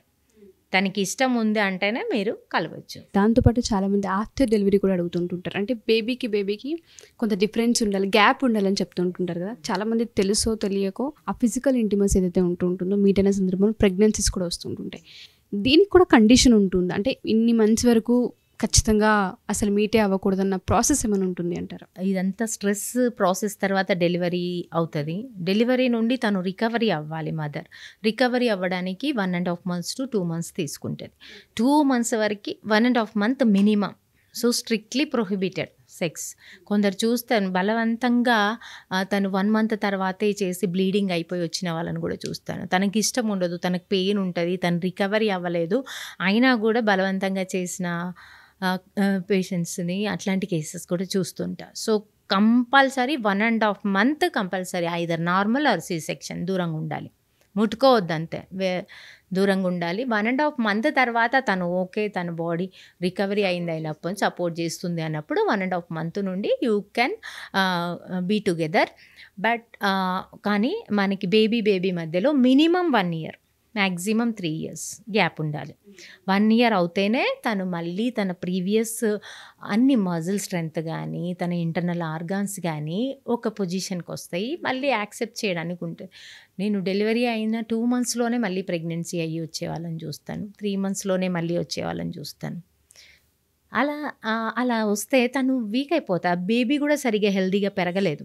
So baby హెల్దీగా ఉండాలి, మన మోటో ఏంటి, మన ఇంటెన్షన్ ఏంటి, మదర్ అండ్ బేబీ హెల్దీగా ఉండాలి, హెల్దీ ఫ్యామిలీస్ ఉండాలి, హెల్దీ ఫ్యామిలీసే హెల్దీ సొసైటీనే, అప్పుడే మన దేశం ఏమైనా అభివృద్ధి చెందుతుంది. అవన్నీ జరగాలనంటే మనం ఇవన్నీ కూడా బేసిక్ థింగ్స్ నుండి మనం కేర్ఫుల్గా చూసుకోవాలి. నిజంగా కేర్ఫుల్గా చూసుకోవాలి, వాటిపైన అవగాహన తెచ్చుకోవాల్సిన అవసరం ఉంటుంది. అండ్ నాకు ఇంకొక డౌట్ ఏంటంటే, ఇవాళ రేపు కామన్ అయిపోయింది ఆల్కహాల్ తీసుకోవడం. మెన్ ఎప్పటి నుంచి అనుకున్నాను, ఉమెన్ అయితే చాలా సర్వసాధారణంగా, అండ్ స్మోకింగ్ కూడా ఆ విధంగానే అయిపోయింది. కన్సీవ్ అయిన తర్వాత అయినా సరే అలాగే కంటిన్యూ కనుక చేస్తూ ఉంటే బేబీకి ఎటువంటి ఎఫెక్ట్స్ ఉంటాయంటారు మ్యామ్? తాగడం కానీ స్మోక్ కానీ అమ్మాయిలకు కానీ అబ్బాయిలకు కానీ స్టేటస్ సింబల్ లాగా ఫీల్ అయిపోతున్నారు. అది లేదు అంటే ఆ గ్రూప్లో వీళ్ళు ఉండరేమో అన్న భయం. లేదు, ఆ కమ్యూనిటీలో వీళ్ళు లేరు, ఈ లో క్లాస్, ఇది హై క్లాస్ అయితే ఇదన్నీ మెయింటైన్ చేయాలి, ఈ రకంగా తయారైంది. సో నేను అంటే నా దగ్గరికి ఆల్మోస్ట్ హై క్లాస్ ఏమి ఉండరు నా దగ్గరికి వచ్చేది, అలాంటి క్లాస్లో కూడా నేను ఇలాంటి కేసులు చూస్తున్నా. నా దగ్గరికి వచ్చేది యావరేజ్ అండ్ ఈ క్లాసెస్ చూస్తుంటా, అంత కామన్గా నేను ఎక్స్పోజ్ అవ్వను, చాలా రేర్. బట్ అందులో కూడా ఇలాంటి కేసెస్ నేను చూస్తున్నా. మేడం ఇప్పుడు పాజిటివ్ వచ్చింది, నాకేమో అది అలా స్మోక్ అలవాటు ఉంది, కంటిన్యూ చేయొచ్చా? నాకు ఇది అప్పుడప్పుడు పార్టీలో ఇలా తీసుకునే అలవాటు ఉంది, కంటిన్యూ చేయొచ్చా? అసలు ఏంటిది, అది ఏం కల్చర్ మనది? ఇండియన్ కల్చరేనా, ఇండియన్స్ మేనా? అసలు మనము బేబీని అసలు నువ్వు కడుపులో ఉన్నప్పుడే అంత బాధ్యతగా తీసుకోలేకపోతే పుట్టిన తర్వాత ఏం బాధ్యత నేర్పిస్తావు? అసలు సొసైటీలో ఆ బేబీ ఎలా పెరుగుతుంది, ఏం బాధ్యతతో పెరుగుతుంది? మనది ఎలా డెవలప్డ్ కంట్రీగా మారుతుంది? ఎప్పుడు మారుతుంది మన కంట్రీ? డెవలప్డ్గా మారొద్దా? ఇట్లనే ఉండాలా? మారాలి అంటే ప్రతి తల్లి తండ్రి బాధ్యత తీసుకోవాలి. ప్రెగ్నెన్సీ వచ్చినప్పటి నుండి బేబీ పెద్దదయ్యి ఒక సోషల్ రెస్పాన్సిబిలిటీ తీసుకునే వరకు నీ రెస్పాన్సిబిలిటీ అది. You have to stop everything. అసలు లేదు, దానివల్ల బేబీ తెలివితేటలు సరిగా ఉండదు, బ్రెయిన్ గ్రోత్ సరిగా ఉండదు. అలాంటి బేబీని సొసైటీకి ఏమందిస్తావు నువ్వు? నీ బాధ్యత ఏంది? నువ్వు పుట్టినందుకు కదా సార్థకత ఏముంది? నీ పుట్టినందుకు ఒక సార్థకత, ఏదో జీవి పెంచింది, పశువులు కుక్కలు జీవులు కూడా పెంచుతాయి అంటే పిల్లల్ని ఎలా పడితే అలా పెంచుతాయి, అవే పెరుగుతాయి. మనుషులకి మనకి అనిమల్స్కి తేడా ఉండాలి కదా. మనుషులము అంటే మంచి ఏది చెడు ఏది గ్రహించే శక్తి దేవుడు మనకి ఎందుకు ఇచ్చాడు? మనము ఒక బేబీని, ఒక సొసైటీకి మంచి బేబీని అందించాలని అదొక ఉద్దేశంతోనే దేవుడు మనకు మంచి చెడు అనేది తెలివితేటలు ఇచ్చాడు. ఆ తెలివిని వాడుకోకపోతే ఎట్లా? అలా నువ్వు ఏదో ఒక అన్నేసినావు, ఆ పిల్లల్ని అట్లా వదిలేసినావు, నీ సంతోషం నువ్వు చూసుకున్నావు అంటే నీ జీవితం వేస్ట్. నువ్వు పుట్టొద్దు అసలు, నీ జీవితం అవసరం లేదు అసలు సొసైటీకి. అలాంటి వాళ్ళు అసలు బతకొద్దు, అలాంటి వాళ్ళు బతికే అర్హత లేదు. అందరని నేను చెప్పను. ఎవరైతే ఈ ఆల్కహాల్, ఈ స్మోకింగ్, సోషల్గా మేము కలవాలి, ఇది ఉంటేనే మాకు రెస్పెక్ట్ ఇస్తారు, ఇది ఉంటేనే హైఫై అని ఫీల్ అయ్యి ప్రెగ్నెన్సీస్లో కూడా తీసుకుంటూ ఉంటుంటారో వాళ్ళ వల్ల పిల్లలు బలవుతున్నారనే చెప్పాలి. అసలు వాళ్ళ లైఫ్ స్టైల్ని దెబ్బతీసుకుంటున్నారనే చెప్పొచ్చు. పిల్లలు 100% అంటే యూట్రస్లో తను చిన్న 1 కణము నుండి విభజన జరిగేటప్పటి నుండే నువ్వు బ్యాడ్ ఎన్విరాన్మెంట్ క్రియేట్ చేస్తే ఆ బేబీ గ్రోత్ ఉండదు. బయటికి వచ్చినాక ఇంకా ఆ ఎన్విరాన్మెంట్ సరిగ్గా పెరగరు. అలాంటిది సొసైటీ, మంచి సొసైటీ తయారవ్వదు. So everybody should change. మన మనసులో రావాలి, మనం చేంజ్ అవ్వాలి, అయినప్పుడే మంచి సొసైటీ మనం క్రియేట్ చేయగలం. సో లాస్ట్గా నేను అడిగేది ఒక క్వశ్చన్ మిమ్మల్ని. చాలామంది ఎవరైనా సరే మన ఈ వీడియో చూసిన తర్వాత మ్యారేజెస్ అయ్యి 20 years అయినా పిల్లలు కాని వాళ్ళు ఉంటుంటారు, చాలా డిలే అయ్యి ఉంటుంటుంది. మనం వాళ్ళ వయసు చూసుకున్న 35+ 40sకి మధ్యలో ఉంటుంటారు. వాళ్ళు ఇప్పటికీ మాకు ఇంకా కనాలని ఉంది, మేము ఇంకా ఎదురు చూస్తున్నాము అనే వాళ్ళకి ఏదైనా ఒక చిన్న హోప్ వాళ్ళకి ఇవ్వచ్చా మనం? నాకు ఆన్లైన్ కన్సల్టేషన్స్ తీసుకుంటారనమాట. ఒక క్లయింట్ ఉంది, 42 తనకి ఏజ్ ఇప్పుడు. సో తనకి ఇప్పటిదాకా పిల్లలు లేరు. మేడం నాకు ఏదైనా చిన్న హోప్ ఉందా, ఛాన్స్ ఉందా అని తను కన్సల్టేషన్ తీసుకొని రెగ్యులర్గా ఒక ఫ్యామిలీ మెంబర్ లాగా, ఒక అక్కలాగా అయిపోయింది, నాకు చెల్లిలాగా. తనకి గైడ్ చేస్తున్నా. తను దూరంగా ఎక్కడో ఉంటుంది, చెన్నై దగ్గర. సో తనకి ఎలా వెళ్ళాలి, ఏ వేలో అని నేను గైడ్ చేస్తున్నాను అనమాట. హ్యాపీ అనిపిస్తుంది నాకు. బట్ 45 కాదు కదా, 50 years అయినా నీకు మెనోపాజ్ వచ్చినా ప్రెగ్నెన్సీ వచ్చే ఛాన్సెస్ ఉన్నాయి. మన టెక్నాలజీ అంతా అడ్వాన్స్ జరుగుతుంది. నువ్వు ఎప్పుడు భయపడాల్సిన అవసరమే లేదు. పిల్లలు అవ్వట్లేదని భయపడాల్సిన అవసరం లేదు. నీకు మెనోపాజ్ వచ్చినా కూడా నీ యూట్రస్లో పిండాన్ని పెంచే కెపాసిటీ మన దగ్గర ఉంది. నీ ఓవరీస్ అన్నీ డ్యామేజ్ అయిపోయినా కూడా కొత్త టెక్నాలజీస్ మనం ఉన్నాయి. సో నీ బాడీని నువ్వు నమ్ము ఫస్ట్. నీ హార్మోన్స్ చేంజెస్తోనే నీకు ఓవులేట్ కాక లేట్ అవుతుంది. సో నీ బాడీని నువ్వు నమ్ము, మెడిటేషన్ చేయి, యోగా చేయి, డైట్ మంచిగా చేసుకో. దీనివల్ల నీ బాడీయే రీక్రియేట్ అయిపోయి పాతకాలంలో 49 ఇప్పుడు బేబీ వాళ్ళ కూతురు డెలివరీ అవుతుంది, మదర్ కూడా డెలివరీ అవుతుంటుంది. అప్పట్లో ఎందుకు జరిగింది అలా? ఇప్పుడు ఎందుకు జరగదు? ఖచ్చితంగా 20 years married life, 30 years married life, 45 ఏజ్లో కూడా ప్రెగ్నెన్సీ వచ్చే ఛాన్సెస్ ఉన్నాయి. కొంతమంది పెళ్ళిళ్ళు ఇంకా నాకు పిల్లలు అవ్వట్లేదు అని చెప్పేసి నా పేషెంటే వాళ్ళ హస్బెండ్కి మ్యారేజ్ చేసేసింది. నాకు పిల్లలు అవ్వరు, మా చెల్లిని నువ్వు చేసుకొని వాళ్ళ చెల్లిని వాళ్ళ భర్తకి ఇచ్చి పెళ్లి చేసింది. వాళ్ళ చెల్లి ప్రెగ్నెన్సీ అవ్వలేదు, తిను ప్రెగ్నెంట్ అయిపోయింది ఆఫ్టర్ 15 years ఆఫ్ మ్యారేజ్. దేనివల్ల? స్ట్రెస్ ఫ్యాక్టర్ పోయింది తనకి. స్ట్రెస్ పోయి బాడీ అంతా సెట్ అయిపోయి ఇంకా నాకు పిల్లలు లేకున్నా పర్లేదని వదిలేసి తను ఉన్నప్పుడు తను కన్సీవ్ అయ్యింది. అది నేను ఎంతోమందిని ఇలా ఇంకా నాకు పిల్లలు పుట్టర్లే అని దత్తత తీసుకుంటారు. ఆఫ్టర్ 20 years దత్తత తీసుకున్న 1 or 2 monthsలో కన్సీవ్ అయిపోతారు. సో ఇలా నువ్వు ఆ స్ట్రెస్ ఫ్యాక్టర్ వదిలేసి మంచి డైట్ తీసుకొని యోగా, మెడిటేషన్, ఈ లైఫ్ స్టైల్ చేంజ్ చేసుకుంటే 100% ఎనీ ఏజ్ ఎప్పుడైనా నీకు పాజిటివ్ రావచ్చు. కొంతమంది ఇంకా పిల్లలు అవ్వర్లే అని చెప్పి ట్యూబెక్టమీ చేసుకోరనమాట. ఫస్ట్ బేబీ ఇప్పుడు డిగ్రీ ఉంటుంది, నా దగ్గరికి వస్తారు ఎంతోమంది, రోజు చూస్తారు నాకేం పిల్లలు అవ్వర్లేగా అనేసి ఉంటారు. పాజిటివ్తో వస్తారు. పీరియడ్ డిలే అయింది మేడం, మెనోపాజ్ ఏమో, నాకు పీరియడ్ ఆగిపోయినేమో చూడండి అంటే చెక్ చేస్తే పాజిటివ్ ఫీటస్ ఉంటుంది స్కాన్లో. సో అలా ఎనీ టైం మనకి ఆ దేవుడు ఉమెన్ యూట్రస్కి ఇచ్చాడు ఆ కెపాసిటీ. సో ఎప్పుడైనా నువ్వు ఫర్టైల్ అవ్వచ్చు. నేను ఇన్ఫర్టైల్, నాకు కాదు, ఇంపాసిబుల్ అనేది ఎప్పుడు అనుకోవద్దు. Be positive, be strong, any time you can have kids. So ఆ టెన్షన్ తగ్గించుకుంటే చాలు. చాలామంది ఫ్యామిలీ ప్లానింగ్ ఏదైతే ఉంటుందో భయపడతారు. అప్పటిదాకా నార్మల్ అయి ఉన్న వాళ్ళు ఎవరైతే ఉంటుంటారో అమ్మో ఆపరేషన్ అని చాలామంది చేయించుకోరు, డిలే చేస్తూ ఉంటుంటారు. అది ఎంతవరకు కరెక్ట్ అంటారు? ఆ భయంతో ఆగిపోతూ ఉంటే మీరు అన్నట్టుగానే 40s 50s వీళ్ళ పిల్లలు ఏ డిగ్రీలలోనో లేదంటే పెళ్ళిళ్ళు వెళ్ళాక కూడాను కొంతమందికి కన్ఫర్మేషన్స్ వస్తుంటుంది. అది ఎంతవరకు కరెక్ట్? ఆ అపోహ ఎవరికైతే ఉంటుందో, భయం ఉంటుందో వాళ్ళకి అసలు మీరు ఏం చెప్తారు మ్యామ్? అస్సలు కరెక్ట్ కాదు. పిల్లలు కావడానికి చేసుకోవాలంటే భయం మేడం. అందుకే ఇట్లా డిగ్రీ చదువుతుంది పాప, ఎందుకని చేసుకోలేదు ఇన్ని రోజులు అంటే భయం మేడం, నాకు చేసుకోవాలంటే భయం. సరే ఇప్పుడు మధ్యలో తీయించుకున్నది తను ప్రెగ్నెన్సీస్, కొంతమందికి 5, 6 ఇలా మల్టిపుల్ టైమ్స్ ట్యాబ్లెట్ తీసుకోవడం, తనే ఫార్మసీ కౌంటర్కి వెళ్ళడం, ట్యాబ్లెట్ తెచ్చుకోవడం, వేసుకోవడం, ఇలా చేసుకుంటారు. కానీ ఈజీ రావడం తీయించుకోవడం తప్ప ట్యూబెక్టమీకి కానీ వ్యాసెక్టమీకి కానీ అస్సలు చేయించుకోకుండా ఉన్నారు. ఇలా మల్టిపుల్ టైమ్స్ అబార్షన్ చేసుకోవడం ఎంత రిస్కీయో దానికి భయపడరు. ఈ ట్యూబెక్టమీ చేయించుకోవాలి అంటే దీనికి భయం. యాక్చువల్గా డేంజర్ అది, మోర్ డేంజర్ అది. మల్టిపుల్ టైమ్స్ అబార్షన్ చేసుకోవడం వల్ల హార్మోనల్ ఇంబ్యాలెన్స్ వచ్చి యూట్రస్లో ప్రాబ్లం, డియూబీ ప్రాబ్లమ్స్ అంటాము, బ్లీడింగ్ ప్రాబ్లమ్స్, ఇవన్నీ వచ్చి యూట్రస్ తీసేయాల్సి వస్తుంది. ఈ మధ్య కాలంలో కామన్ అయిపోయింది యూట్రస్ తీసేయడము. యూట్రస్ తీయించుకోవాలి. మల్టిపుల్ టైమ్స్ అబార్షన్ చేసుకోవడం వల్ల యూట్రస్ తీయాల్సి వస్తుంది.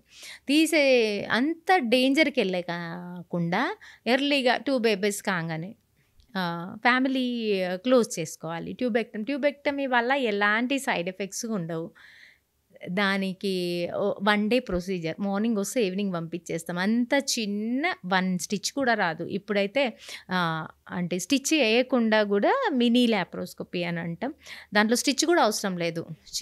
ఒక చిన్న ఇట్లా చిన్న గీట్లాగా ఉంటే దాంట్లో మార్నింగ్ వస్తే ఈవినింగ్ పంపిస్తాం. అంత చిన్న ప్రొసీజర్ అది. సో దానికి భయపడాల్సిన అవసరం లేదు. హ్యాపీగా అది చేయించుకుంటే మళ్ళీ మీకు కావాలంటే మళ్ళీ రీఆపరేషన్ చేయడానికి కూడా ఈజీ ఉంటుంది అది. ఓకే. సో ఇట్లా మల్టిపుల్ టైమ్స్ అబార్షన్ చేసుకోవడం ప్రాణాల మీదకి కూడా వస్తుంది. ఒక్కొక్కసారి ఏంటంటే యూట్రస్ బయట ఫామ్ అవుతుంది, ఎక్టోపిక్ అని. అది ట్యాబ్లెట్ కౌంటర్లో తెచ్చుకొని ఒక పేషెంట్ జరిగింది, నా దగ్గర కాదు, నా ఫ్రెండ్ ఓపీలో కూర్చుంది. కూర్చొని అలానే కొలాప్స్ అయ్యి డెత్. ఏంటని చూస్తే తనకి ఎక్టోపిక్ ప్రెగ్నెన్సీ ఉంది, బయట ట్యాబ్లెట్ వేసుకుంది. తనే తెచ్చుకొని వేసుకుంది. ఎక్టోపిక్ ప్రెగ్నెన్సీ అంటాం దాన్ని. అంటే ట్యూబ్లో ప్రెగ్నెన్సీ ఉంటే బయట కౌంటర్లో ట్యాబ్లెట్ తెచ్చుకొని వేసుకొని తన లైఫ్ ఎండ్ చేసుకుంటాను. ఇంత డేంజరస్ ఉంటుంది ఆ ట్యాబ్లెట్స్ తెచ్చుకోవడం, వేసుకోవడం. అది మంచిదా? ట్యూబెక్టమీ చేయించుకోవడం ఈ చిన్న ఈజీ ప్రాసెస్ మంచిదా? తెలియక, అవగాహన లేక, దీనికి ఎలాంటి కాంప్లికేషన్ ఉంటుంది, దానివల్ల ఏంటి అనేది తెలియక అలా వాడుతున్నారు. సో ఏదైనా తెలుసుకొని మంచి డిసిజన్ తీసుకోవాలి అమ్మాయిలు. అమ్మో, అసలు చాలా విషయాలు చెప్పారు మ్యామ్. మనం కనుక మెచ్యూర్ దగ్గర నుంచి మనం తీసుకుంటే మొనోపాజ్ వరకు మనం మాట్లాడడం జరిగింది. Thank you so much. చాలా టైంని కేటాయించారు.